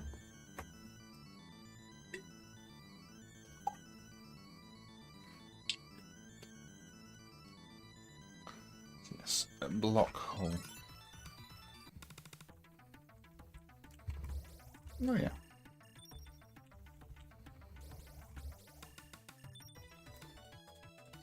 It is a bit different, isn't it? How strange. Anybody know why they changed it? Yeah, there's a lot of NES games. There's a NES clone, isn't there? Block Force. Yeah, did you request Block Force? Did I play Block Force? I don't think I played it. I definitely looked it up and added it to my list. So yeah, we get a different tune. There's probably a story behind that I don't know. There usually is a story behind these things.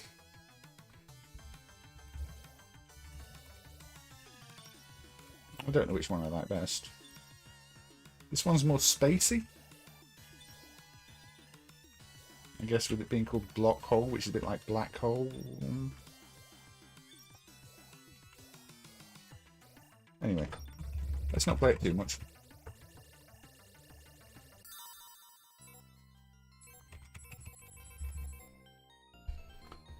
You like the export version? Yeah, I think this... I mean, it's more like a shooter track. But then again, it is a bit like a shooter. Judgment Moon 2, The Return. That moon looks happy. We'll leave Happy Moon. Right. So...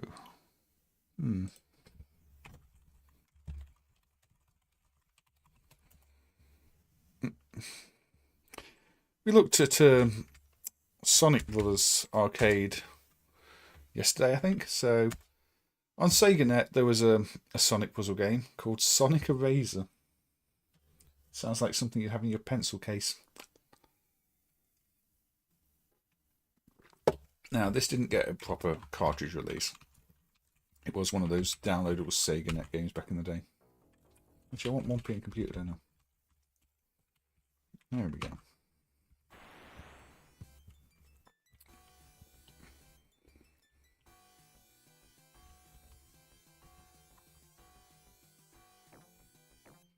So, it's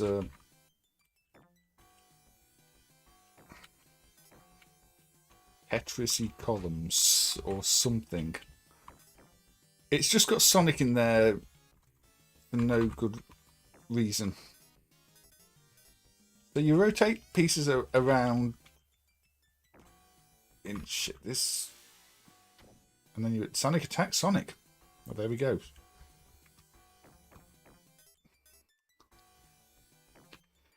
You know what? Sega Sonic Brothers was a much better game.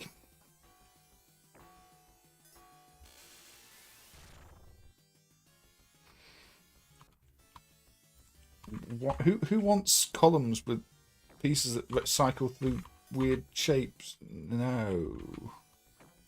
No, Sega. You only have to match 2 as well, by the looks of it. Dear me.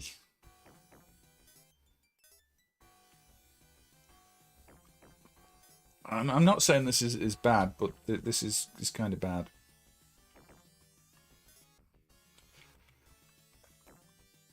They had better Sonic concepts, better puzzle game.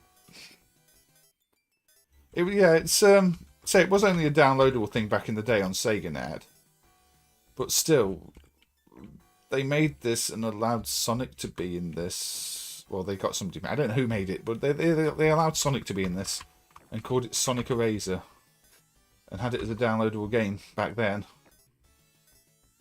You can't actually rotate the pieces either. You can just cycle where things are in them. And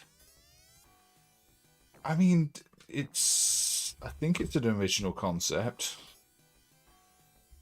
but it's one of those where you go, yeah, you can see why it's an original concept because it's not very good.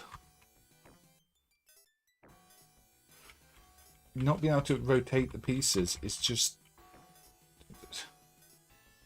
some of them are like almost as wide as the playfield, and you can't rotate.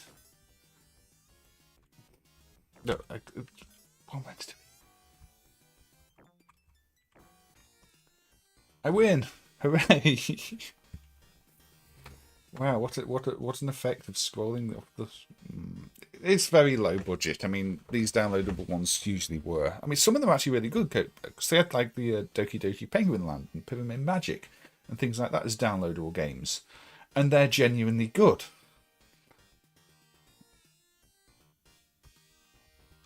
I think I completed it. Seriously, did I just complete the game? Okay.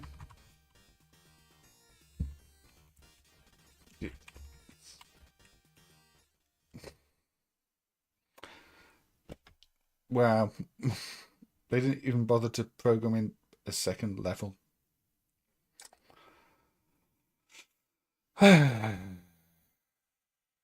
Sega. What were you doing with Sonic in 1991, Sega? That's before you even started doing bad Sonic games.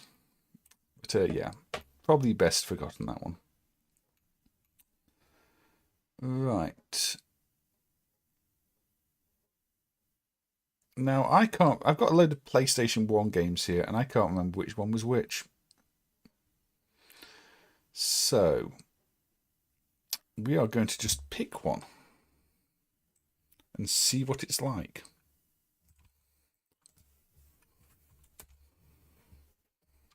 This is KuruKuru Twinkle.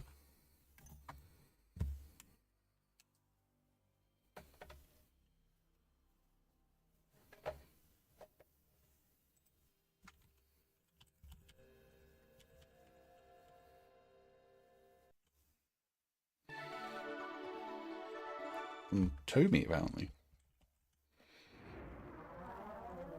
Tomcats. These PlayStation intros.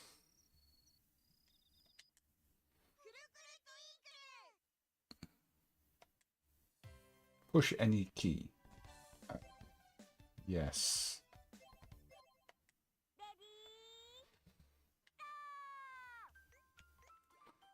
Also, we can swap pieces in any direction. Okay.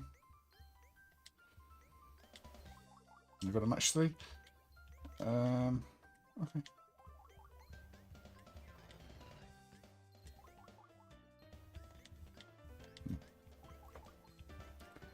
I'm guessing either I haven't selected a computer opposition or there is no computer opposition.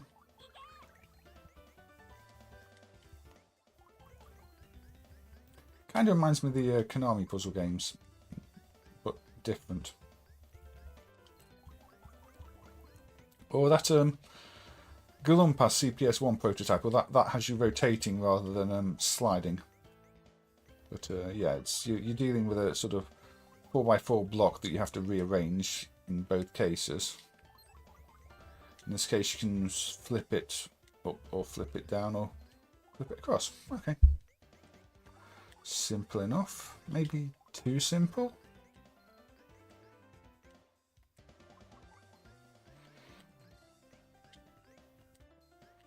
Okay, those ones you can't match, so I don't know how you get rid of them.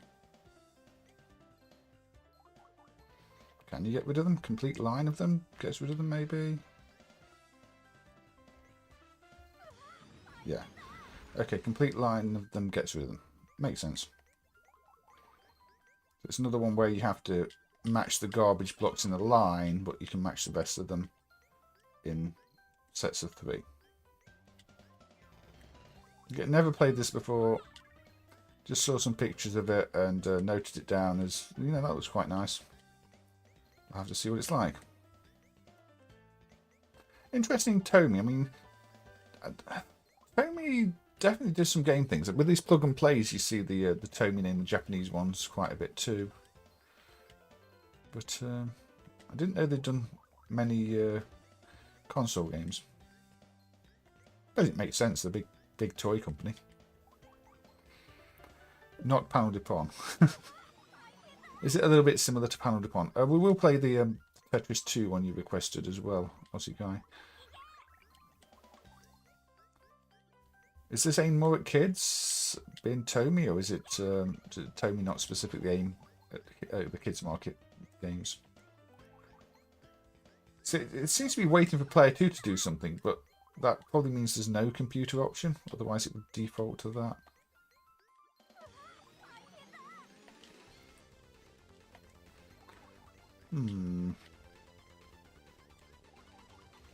Okay.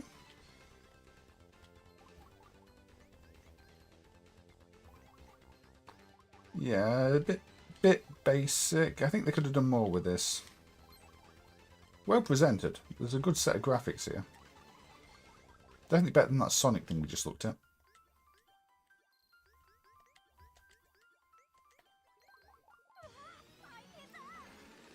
Toe's an intelligent system made a lot of puzzle games for Nintendo. It's a shame you don't really see many puzzle games these days. It's a genre that I think mobile has killed, because puzzle games just became, you know, synonymous with games that rip you off and ask you to buy extra lives and skips all the time, and rather than genuine puzzle games. Oh, so that rolls down when you get a whole row. That's interesting. So you want to try and do that at the top. It crushes everything. Oh well, I got to level 35 and 260 stone. So yeah, let's just let it end there and see what happens. Game over. And then it's just lets you play again. Don't know what these are. So it's not even got a proper game over sequence. You can just join back in. Is this just like two players playing separately whenever they want with no interaction? Because it's just like, oh, finishing, start again. That's kind of odd. I've no idea. I mean, I've heard that I've heard different stories about the Maniac Square prototype, Peter. I've heard somebody say the original code got lost and then just remade the game like 2 years later or 3 years later, something like that, and that's why it's a completely different game. But honestly, I don't know. Different people seem to say different things. So unless you find the person who actually worked on them at Galco, you probably won't know. You probably won't know for sure. I think rumours have just been circulated over the years for that one. But so Tetris 2 on the NES. It's called Tetris 2 in Europe. Okay.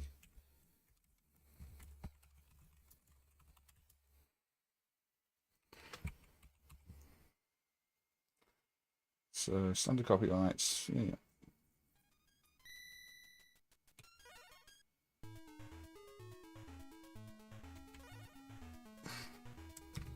So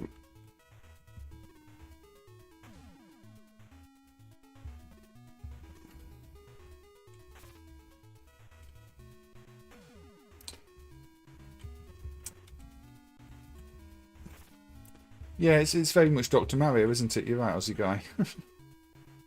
It is very. It's more Dr. Mario than I was expecting it to be.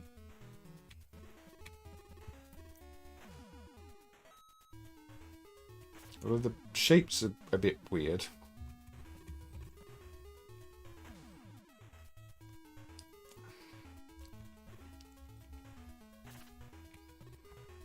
Again, it's Tetris with shapes that really aren't Tetris shapes.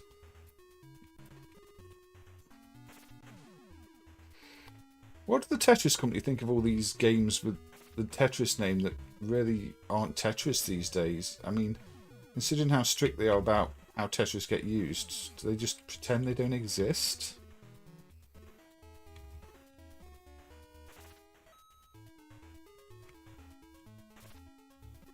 The way they join up's...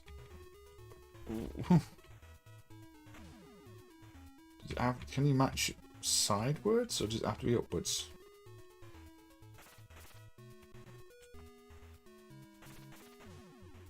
No, you have to match... Okay. Well, there we go. Plays like a more difficult version of Dr. Mario, I'd say. Because Dr. Mario, you've always just got the pill-shaped pieces, which are easy to place. In these Tetris blocks are much more complex. I say Tetris blocks, they're really, really not.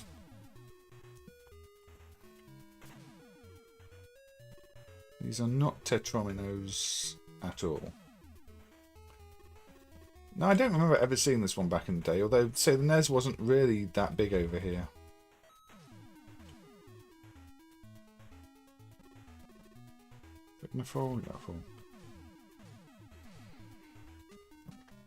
I think everybody milked Tetris like crazy. Aussie guy, it's... Tetris still kind of gets milked like crazy.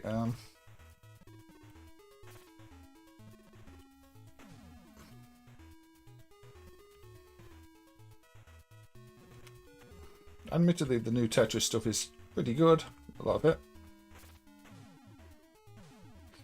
But there's probably more Tetris games than there are FIFA games.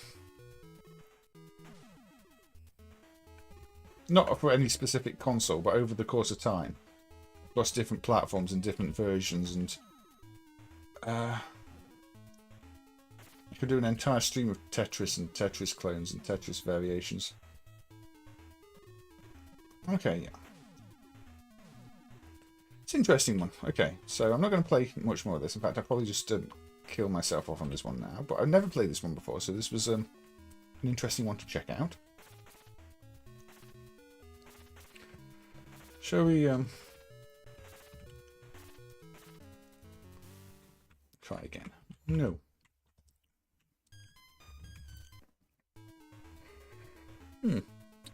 This was only on the NES, was it? Or did it get a Game Boy version too?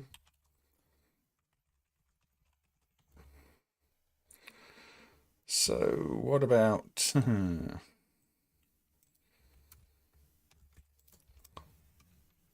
What about this one? Sorry for the buzz. When Tetris became a gambling game. Just have a track demo. I'm speeding up just because the track demo is really, really slow. There you go. Tetris Payout.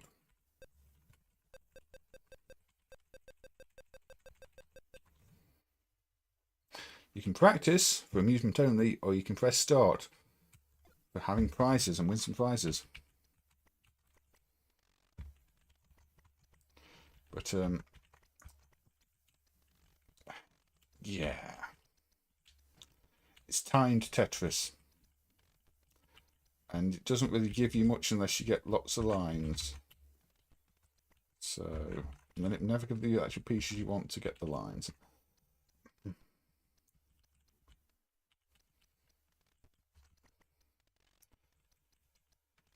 At some point, everything had to become a gambling game, didn't it? So we can shove that down there, but the next one doesn't come for ages. Yeah, whatever. I don't know if anybody ever really won any significant amount of money playing this. But the pit is tiny as well. You notice that it's not much room, so I get 4, which gives me a bunch of points. And yeah. If you ever wanted to try winning money by playing Tetris, then UK pubs and any kind of arcadey casino place that installed this, sure, win money by playing Tetris, or don't win money.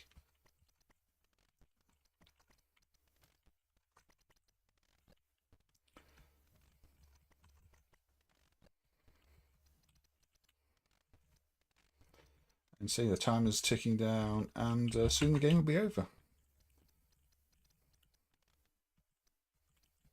I'm not getting any of the pieces I need.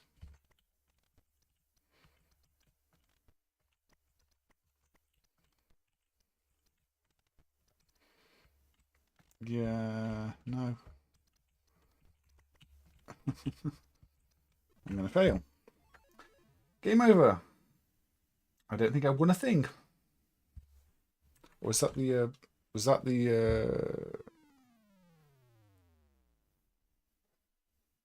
Oh, you see, I could get a replay. I forgot to score enough points for a replay.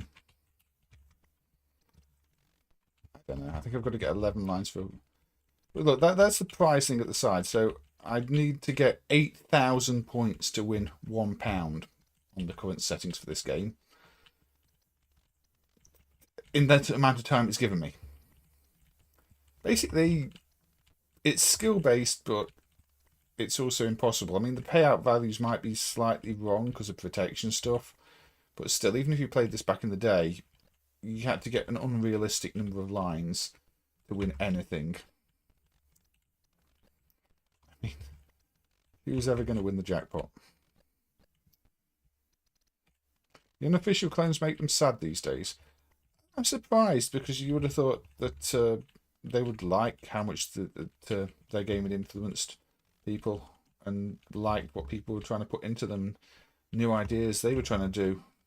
Maybe it's just because nothing they did afterwards really did well. They're a bit bitter. I'm not sure. It's not something I know, but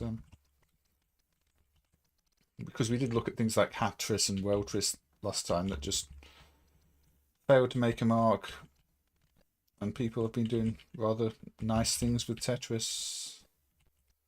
Look, I'm nowhere near a prize. Not even close. I've got enough lines for a replay if I was, wanted another go, but you're never getting a prize out of this unless it wants to pay out, basically, like any gambling game.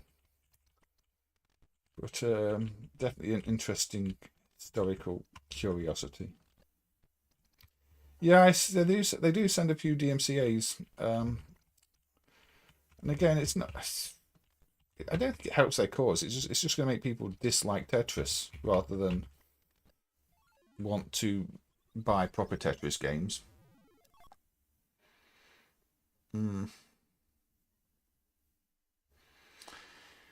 Anyway, yes, I could have a free replay because I got enough lines, but I got half the number of points I needed to win even £1. Yeah, they're ridiculous gambling machines. I don't. It's a shame when these companies have to start sending out DMCAs and don't just appreciate the fan games. Because something like Tetris Effect Connected is a strong enough game to sell anyway. You don't have to close down all the fan projects to sell it. It's it's a strong game. So I don't know.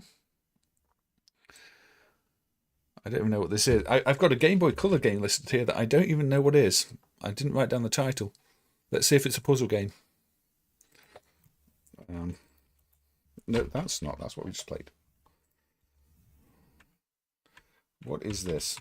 Is it a puzzle game? Is it not a puzzle game? We will find out. By Capcom, apparently. All right, good night, Peter. Thank you for watching. And, it's been nice to have a chat with you while we've been playing these games.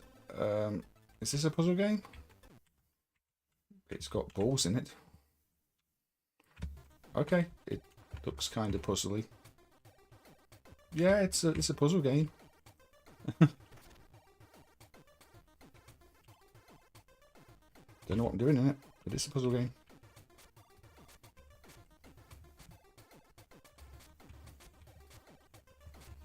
Does anybody know how to play this game? So you can only turn these cog things to gear things.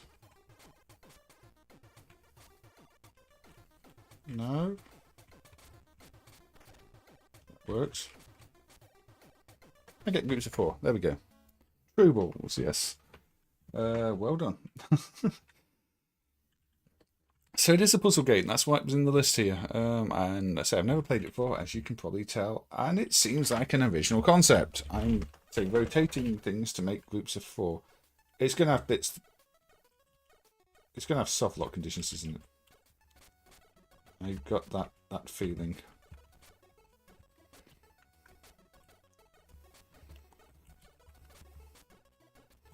So rotate that there. Because we've not actually done that much in the way of sort of handheld games, but it's a very rich market for puzzle games because people like to play little puzzles on the go. And maybe we should have looked at more of them across these streams, because... So I can't complete it now, can I? Because I've only got 2 of these. I failed this puzzle. I'm assuming I failed the puzzle. Be careful. Try again. Another take on battle balls. And possibly you can't really rotate place pieces in the playfield on battle boards, though, can you? So I've really got to get those together and rotate it like that. Yeah, okay, that's where I failed. That I figured that there would be soft lock conditions, and there were soft lock conditions. But no, I don't know if this is a take on anything I've played before. This actually feels original.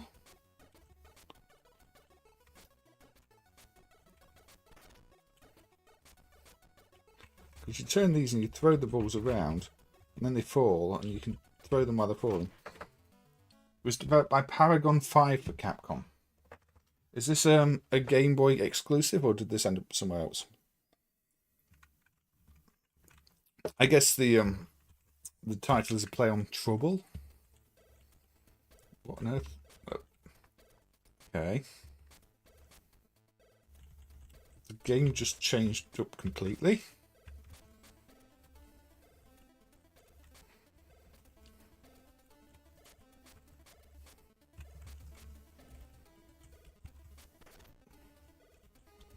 I wasn't expecting this.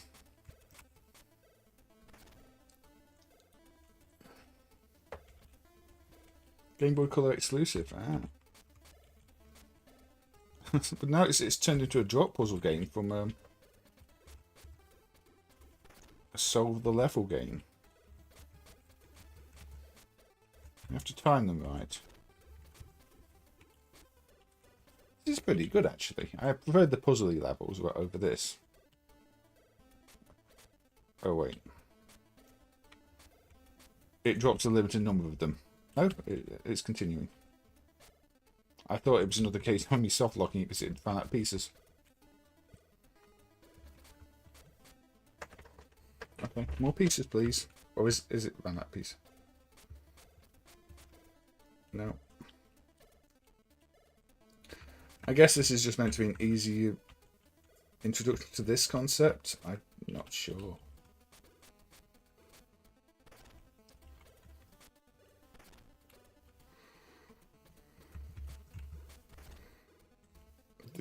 Yeah, this feels like it's a worse level.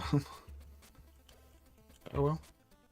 I'm assuming the other levels like this will have more colours.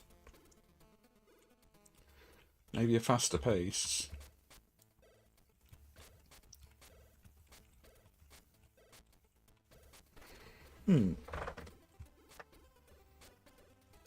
See, the problem is there's no indication of how long this level is going to go on for. The others, you had a clear number of balls to clear out the playfield and the level's going to be over. This is just like, there's a timer. I guess it's a timer. Is it? It's just got to survive the amount of time. Attacks is more Othello, isn't it? That would be like playing chess from memory. It's not really a puzzle game, unless I'm thinking of the wrong game. Unless it's Othello with fixed puzzles. So yeah, okay, that's just a timed level of survival while those things drop. But I didn't like that concept as much. Oh look, we've got like Amiga balls. Oh, interesting. Now I don't have the middle to drop them in. Oh.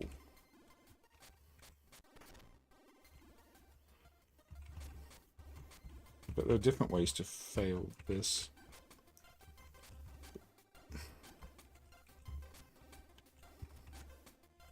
Okay, I think this is probably one of my favourites from the games we played tonight. Although you sort of have to juggle a little bit with things. Okay. But we should probably move on to another game. We are 2 hours 20 minutes into the stream. But yes, oh, now we've got something else down here. What oh, they're joined. Okay, I see. So the background elements are now joined, which means more pieces will move at once. So they weren't content with, I think, only got platform, and we've got the Leaning Tower pizza. Yeah, this seems actually like a really good game. I'm surprised I've never heard of this before. We will quit out of it now, but I will probably come back to that one in my own time. Trouballs, or Trouballs, or Trouballs. Interesting to see the Capcom name on it. Not a Capcom title I was even remotely aware of. So there you go. Learning something. I don't think there's been a single vertical puzzle game in these streams, apart from maybe Clax, but that wasn't really a vertical monitor, that was a Lynx.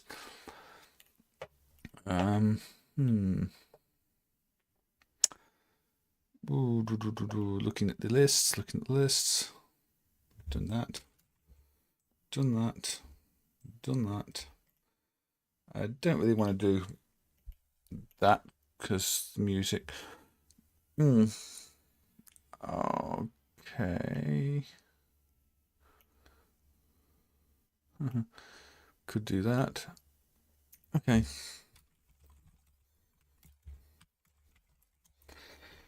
Metro puzzle game again. We're back to Metro. Metro and Banpresto. An arcade game. So.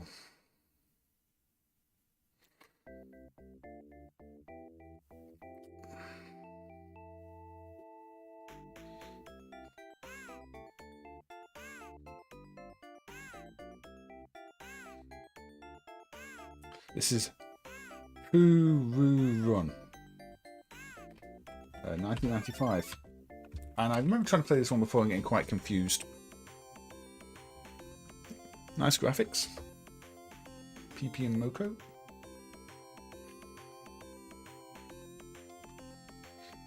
No idea what it's saying because I don't read Japanese. So you can probably skip the story, to be honest, but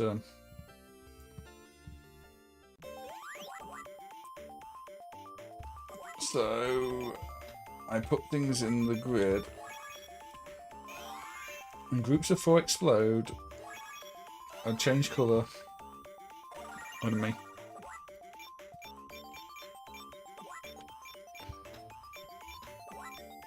But is it based on the eye colours? No, it's based on the monster colour.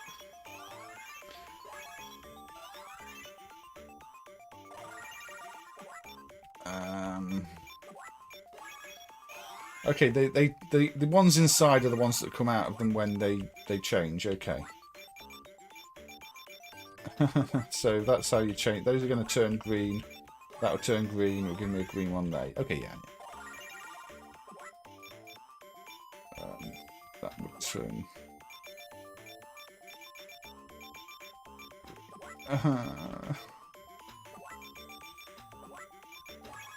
That should give me some green ones that match with those to get the blue to get.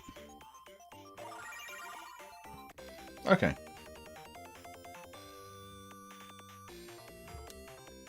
It's one that requires you to definitely plan your chains, because in every square you're basically putting down 2 colours. You're putting down the colour inside and the colour on the outside.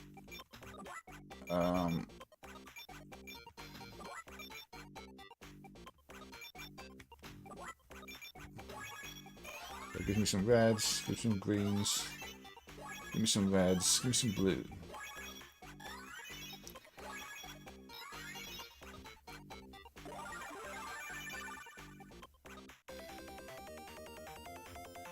The undumped pebble pool is vertical. Maybe that's why it never came out. Maybe nobody wanted vertical puzzle games as a guy. I don't know. I mean, I guess if we count something like Marine Date as a puzzle game, that's vertical, isn't it?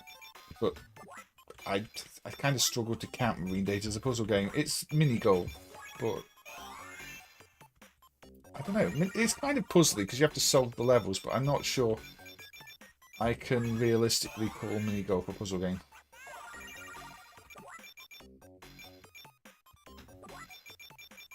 I don't know what these locks are doing. I guess if you get enough of them, they unlock.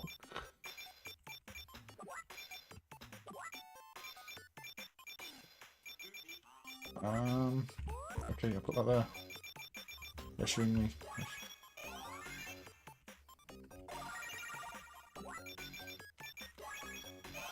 It's going to give me nothing. Yeah, the locks disappear okay after a certain number.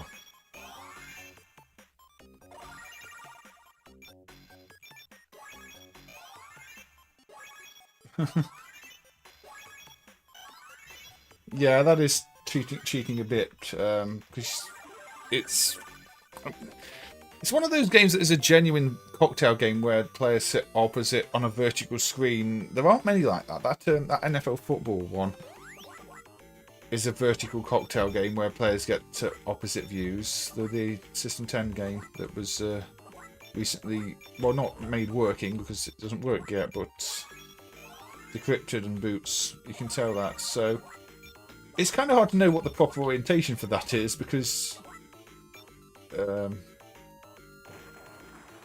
however you flip it, it sort of alternates the track cycles because it's designed for a table where you're going to sit either side.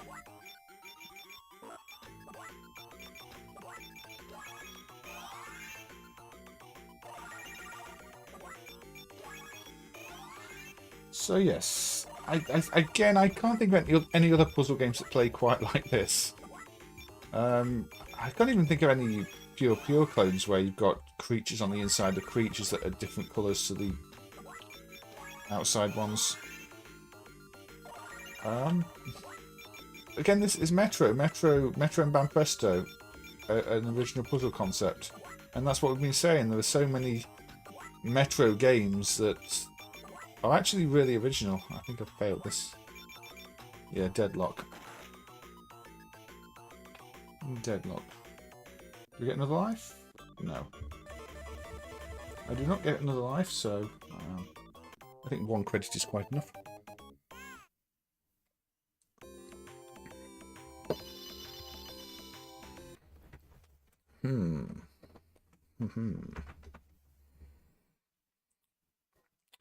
There you go. Metro's older logo, which is kind of cute.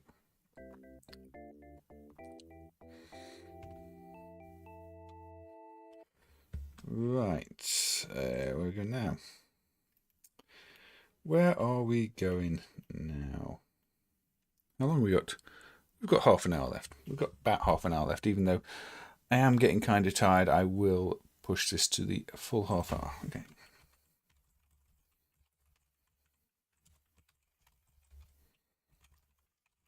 Full 3 hours even.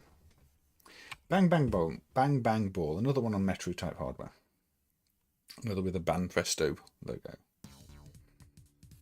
So this is a more slightly Puzzle Bobble-like, but where you are in the playfield. It's got action elements too. But because it's a tile matching game, there are an awful lot of puzzle games out there, Toastman Jack. I honestly, this list, I think I could do 10 streams out of this list. And Puzzle Club, isn't that an adult one? Aussie guy. I seem to recall that's one of the odd cases where it's a Namco game, but the adult images in. So you're riding around on your skateboard as this mouse, and matching the pieces and throwing them back. This is kind of a sequel to another game called Mouse Shooter Go Go, and there's a Korean version of this that was put out as well with reskin graphics. It's the same game. I think that was done by Flamenco.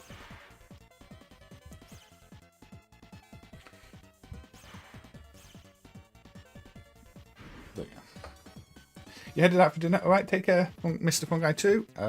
Thank you for being here, and hopefully I'll catch you on the next one. I might take a break from the puzzle games, even though there are plenty more to do. I'm probably all puzzled out. But we'll see we'll see what next weekend brings, because it'll probably be. I'm trying to get the streams regular again. It'll probably be next weekend. But as you see, if you miss, the pieces just bounce around until they hit something, or they hit you, and that's bad. From memory.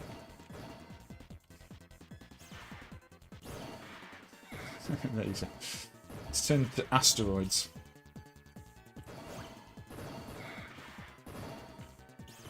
Don't just. This is how you don't play this game. Yeah, this is actually fun. I do like this one, Toastman Jack. This is one of those that I'll fire up every now and again for a quick blast on. There's two modes, Family Mode and Pac-Man, and yeah, I don't know why they... Well, maybe that's why it's unreleased, because it's a bad mix. Also, Puzzle Club, I believe, is missing a dump of one of the ROMs which contains the title image. I guess it was missing from the prototype board or something, but yeah, there's no title screen from memory because that ROM's missing. Yeah, check out this, and Mouse Shooter Go-Go as well. Mouse Shooter Go-Go, though, is a little easy. It's one of the only games I think I've one credit cleared legitimately. Very short. Almost feels like a prototype of this idea. Whereas this is a bit trickier.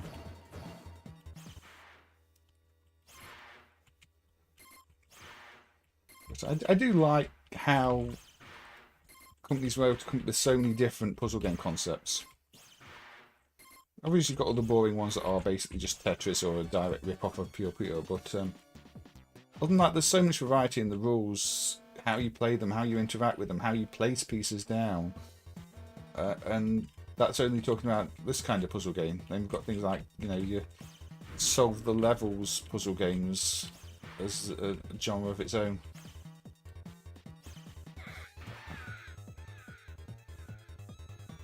I don't think we've seen any cows today, have we? Let's continue once, but only once.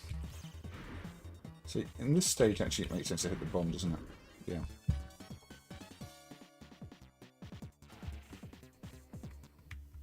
Is there any way to turn off the adult mode in Puzzle Club? If so, I might have to look at it on another stream.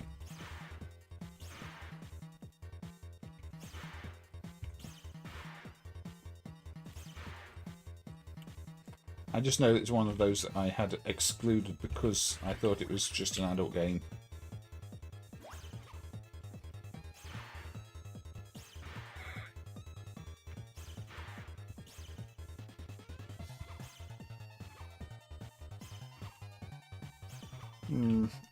It's a shame. I mean, there are quite a few puzzle games that seem interesting, but either are badly emulated or adult games. I mean, some of the DG picked ones like Elfin are actually kind of interesting, but there's no way to turn the adult content off, so there's not a chance of playing on stream. And also, since the sound emulation was hooked up, it kind of just crashes.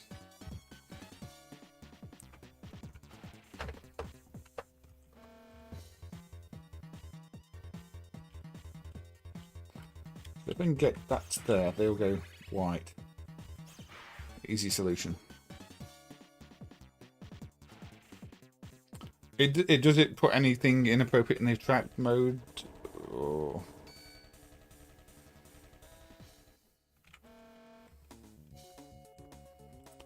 Okay.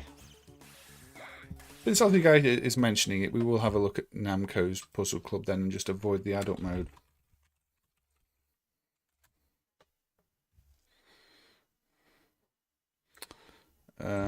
Yeah. Quite rare to see Namco prototypes. But yeah, MAME says one of the video ROMs is missing, which means we're not going to get a title screen, I think. But yes, we now have a vertical puzzle game.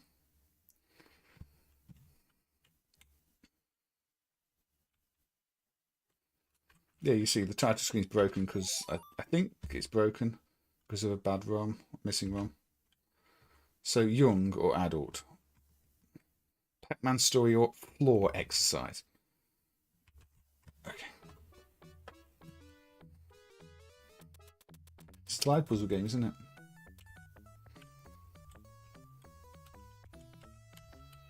I have been tricked into playing a slide puzzle game. What have you done, Aussie guy?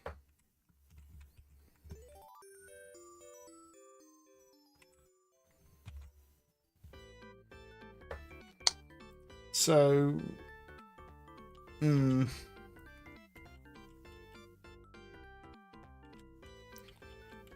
think we can see maybe why this didn't get released. When Namco put out games like Pac-Mania and Splatterhouse, Gallagher 88, and all that kind of thing, why would somebody want a tile sliding puzzle game on the same hardware?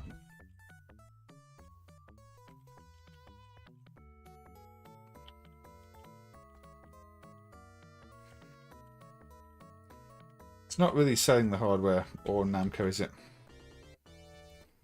It's on young mode. It's on young mode though, so it's probably not going to be super challenging, unless it just means it's just got these cute things between levels, which the music's quite good. So it's probably insisting that Pac-Man goes in the middle, isn't it? Because there's hard-coded Pac-Man blocks there.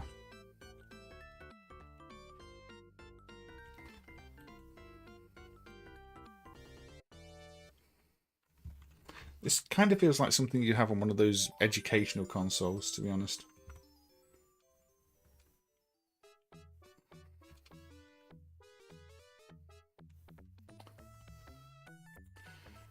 Yes, you've got to match the symbols with the ones that's a running Pac-Man line.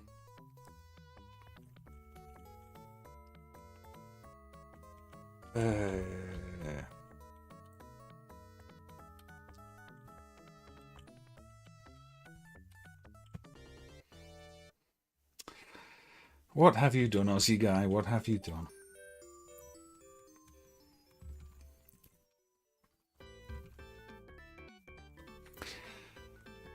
Oh, look, we've got more symbols.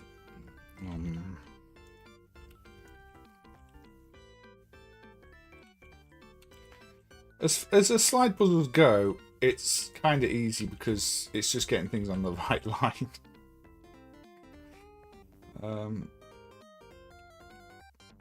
No, I guess I can't hate it too much.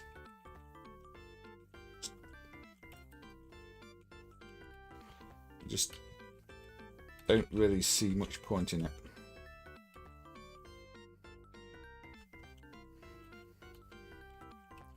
Just slide these around then. Nope, they're that way. I mean, I don't understand why a company like Namco would have an office meeting and go, yeah, you need to make a slide puzzle game. Seems really odd. So many creative minds, so many absolutely great puzzle games, and yet the most basic idea.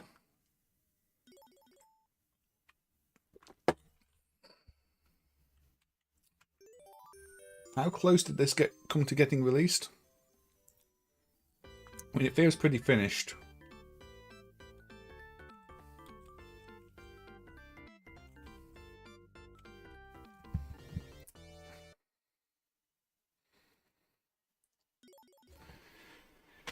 I mean, is adult mode the same gameplay? Because this is... These are not challenging levels. I mean, there's a few fixed things that I can't move yet now, but it's not really going to change how I play the level.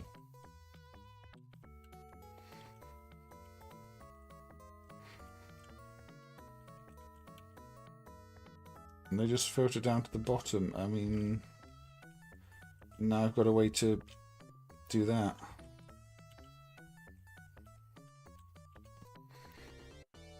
I think they... You know, I'm not very good at slide puzzles. Anybody who's actually good at slide puzzles is just going to be even more confused about why I've reached round 10. It almost feels like you could just like look away from the screen and press random directions and still complete half these levels.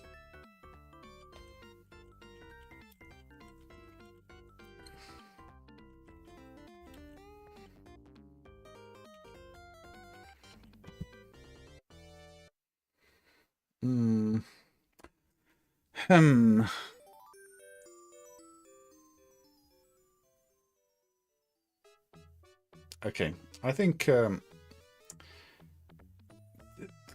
there's a different piece in the playfield, but why, I don't know.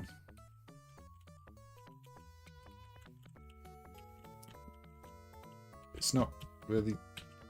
Oh, yeah, okay, that means I can soft lock the level. Because it was a wild card and I matched it with the wrong piece.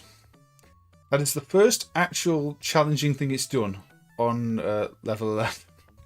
By level 11, and there's just a restart button.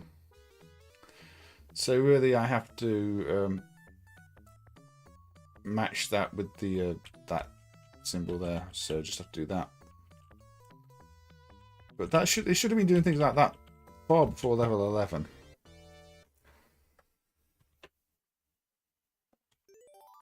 And these pictures seem to be repeating already.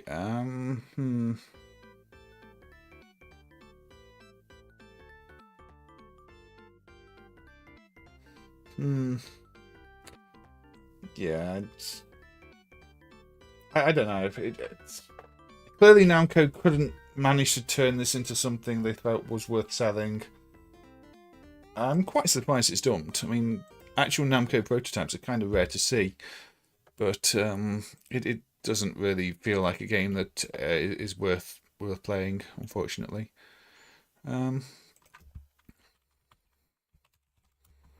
Let's play a Namco puzzle game that is. Emeraldia. Now, this is the puzzle game with dolphin-y stuff. Oh yeah, this set's got a broken title logo like that. The clone set doesn't. That's a bit weird. This one will look like that when it zooms in.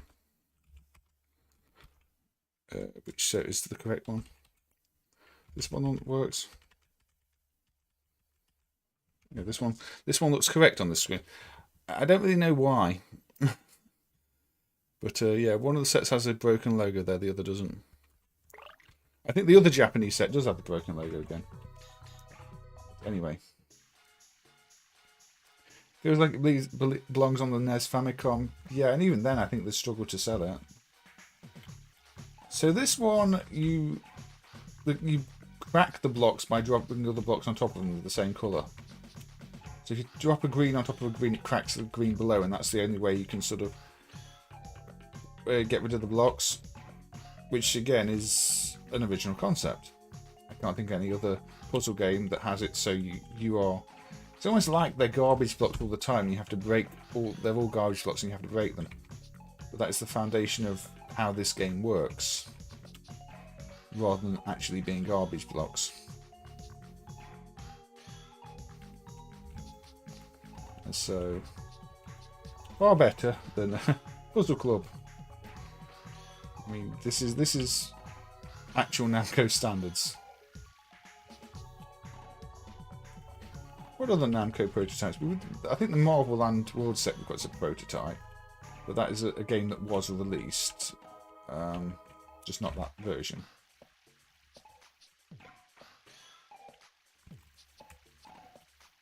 And this is not me playing this well, though.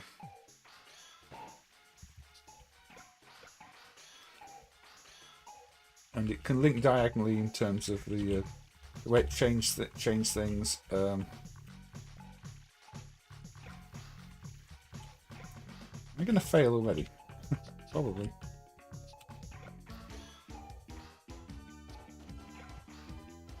I used to be quite good at this one. I've clearly forgotten how to play it entirely. Oh dear. Oh, that didn't go too well, did it? That didn't go too well at all. That's how a puzzle game should be, though. If you don't play it properly, it should make it quite clear you didn't play it properly. I seem to recall something about building up diagonal patterns in this one, a bit like a Data East Kiss Off Ojama World thing. I could be wrong though, this might be the completely wrong strategy, this might be how you also fail. No, that's correct. You want to be building diagonals, that is kind of what I remembered. There you see. Big diagonally chain. Not chain, but clearance. Because diagonals allow you to reach all over the playfield and cover a lot of blocks, so when they break, other things are more likely to fall. So if we go there. That's going to get rid of a load of those. Which will get... I don't know if it's going to get me anywhere, but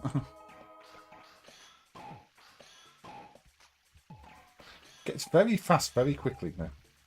Look at this. Maybe this Japanese set is just harder. That would be unusual.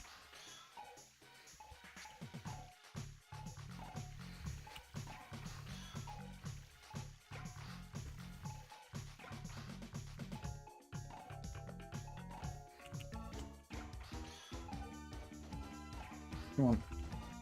Get out of there with those. Out there.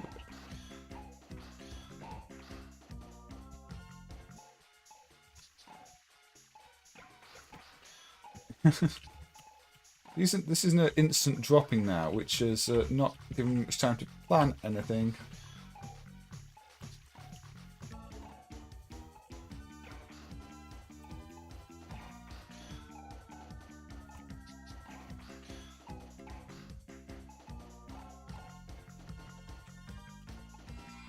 With the pinks. Some ideas from Techie Packy too, yeah. It's a good one, but yes, it definitely wants me off the game at this point. It's ramped the speed right up.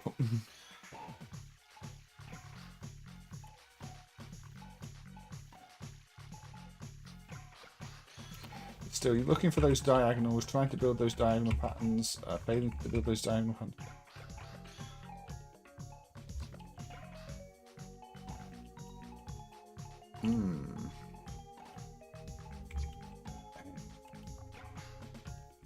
I'm going to end the stream and find out like half the games I wanted to play I didn't play. Although some of that's because I wanted to play Neo Geo Pocket games and that didn't work. I wanted to look at a Game Gear game as well. Oh well, say there's always time for more puzzle game streams. Just not immediately, I think. But yeah, the way it doesn't automatically game over you and just rolls the pieces is very techie pack, isn't it? No, I needed the red down there just something you should put into it. Wouldn't have helped. So yeah.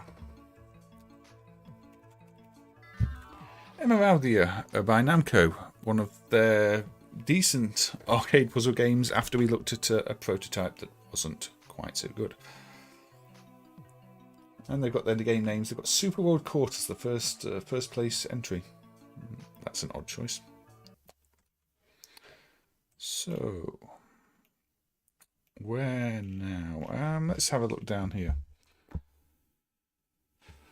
I've not tried this to see if it works. It may work, it may not. But let's launch the Game Boy Advance, which means we want the this view.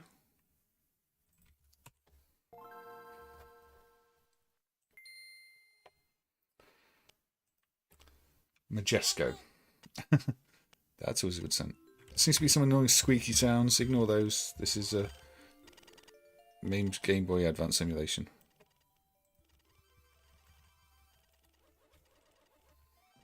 Right, let's turn the sound down because those squeaky sounds are annoying. They're still there.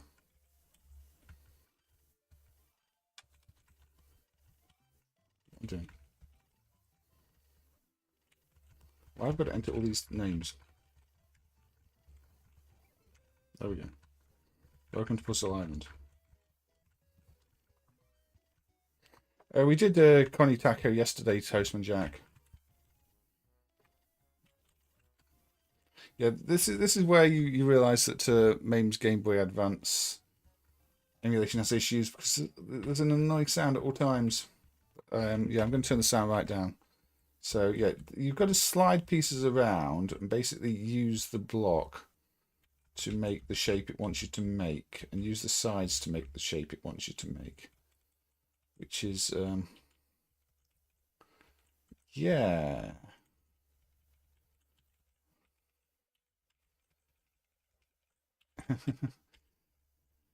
can't do this now, can I? Or can I? Yes, I can. Do it like that. There we go. There we go. So I've seen a lot of people say this is one of their favourite GBA puzzle games. It definitely is quite original. Got to try and get that. No, that's the wrong shape. Can I even do this anymore? Time. Yeah, that's a pretty good slide puzzle game, the Aussie guy. That's my best performance so far. So, yeah, it's considering the sound problem on that one, I'm going to skip it because that's actually quite annoying. I can still hear it in my headphones even though I turned it down. But yeah, you have to try and make the shapes by pushing things around and using the non-movable blocks in the level to make them. I don't know why the sound was bad, but say MAME's Game Boy Advance emulations like that. Sometimes it works, sometimes it really, really doesn't. In that case, it booted, but sounded terrible.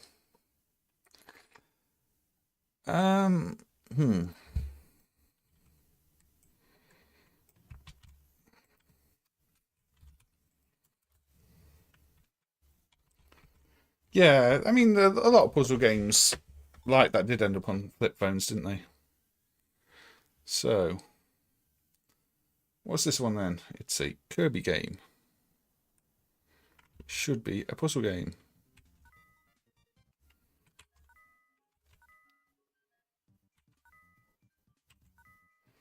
What type of puzzle game? I don't know.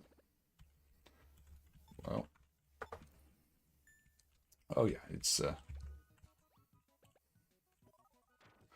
you get rid of the stars by matching either end with the animal you can see.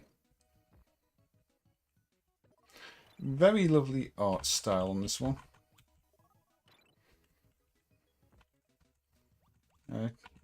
One thing Nintendo do with the Kirby games is they do give them style. So I think if we drop there, we will have cleared the stars, which doesn't end the level apparently. As soon as I thought clearing the stars was going to end the level.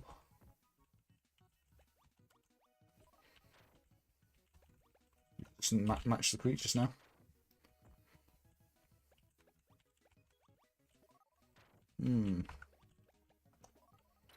Wasn't Galumpa named something? I'm sure there's like an English name that's something like Poro in the ROM. No graphics for it, but I think the region string is something like that.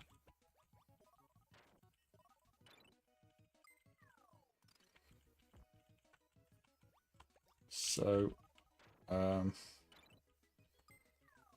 feel like I might have been missing some key gameplay element with this one. Like,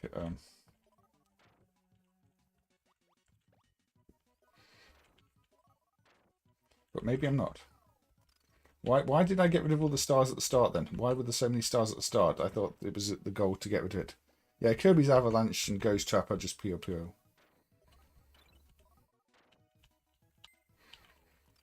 Just like Mr. Bean Machine, Robotnik's Bean Machine.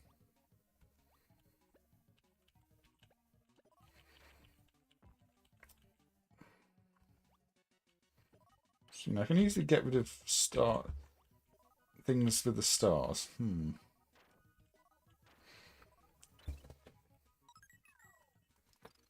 stars that don't stay.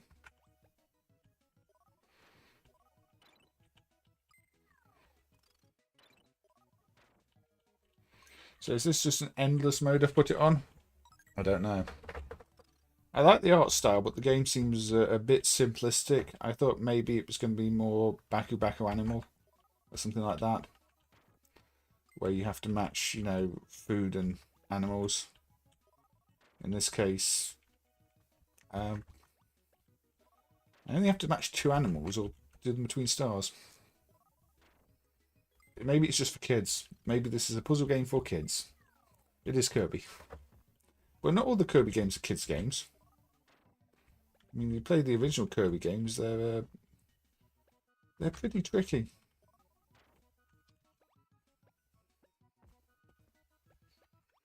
Yeah, this is just cannibalism.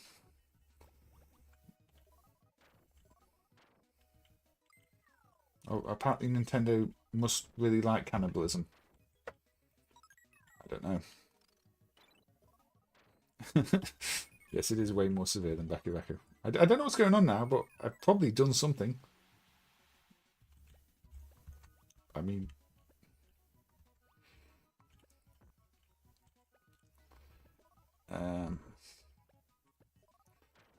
anybody know if this develops into anything?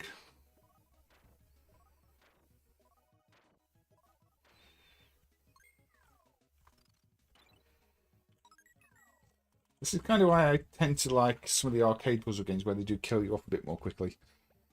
This is definitely not surviving in an arcade.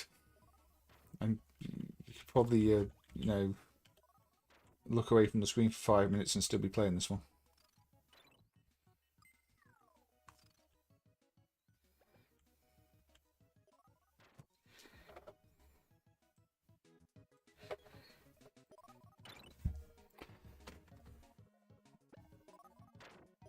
There's a Game Boy version, right? But I'm currently not even playing this. So let's just see what happens. Oh, is it going to match? See, when you've only got a match 2, I mean, there's a fair chance that there's only 3 symbols. How long can this game play itself? Well, I just sit here and scratch my head. I don't know. I mean, we're on 2 hours and 57 minutes. Either this is really just a very, very simple game, or there's something missing. Okay, I'm just going to hold down to speed this a bit.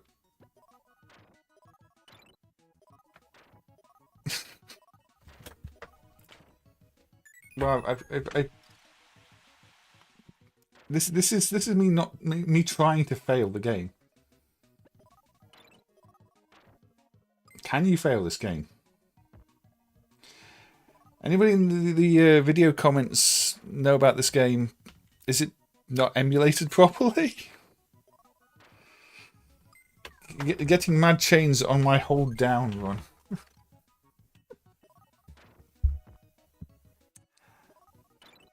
Okay. I don't want to think this is just the whole game. This artwork is really good.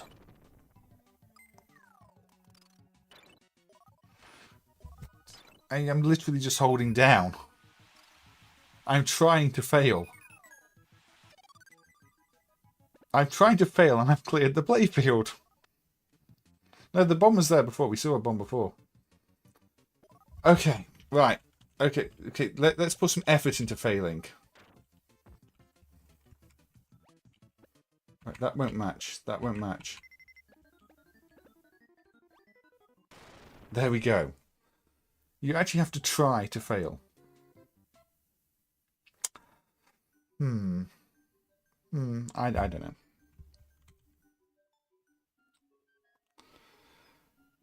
The other things, other modes, maybe that was just like super beginner, super easy mode. I don't know. It's kind of in Japanese. Maybe there's an English version. Maybe there isn't. It looks nice. Kirby at a bar. Oh dear. I like the art. I did not find any kind of puzzle in there, though. Are you seriously going to tell me how to play it?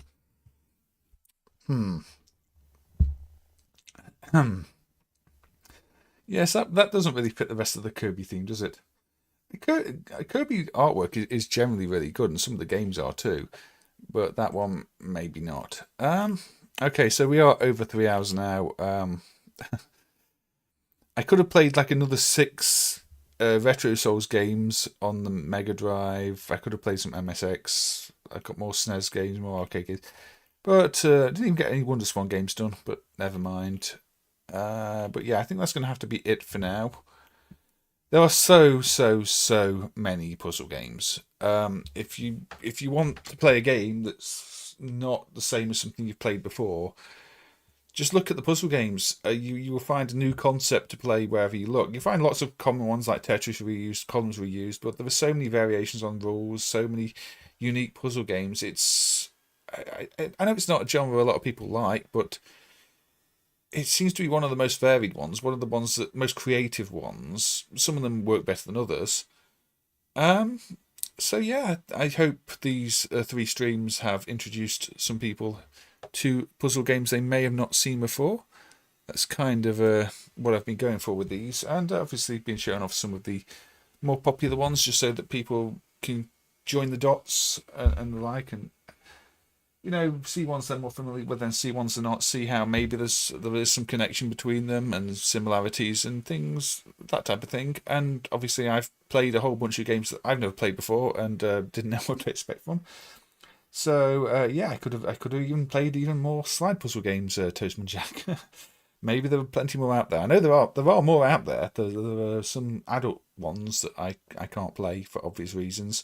There's actually a really good one on the Amstrad CPC called Just Get 9 that I was going to play, and that I didn't get around to playing for some reason. So again, maybe there will be another stream, but I think next weekend at least I'll kick off with something that's not puzzle games, because I don't think people want puzzle games. But anyway, thank you to everybody who's stuck with me and everybody who's here earlier, and I hope you've all enjoyed yourself and basically enjoyed seeing me fail, or in the case of the Kirby game, fail at puzzle games.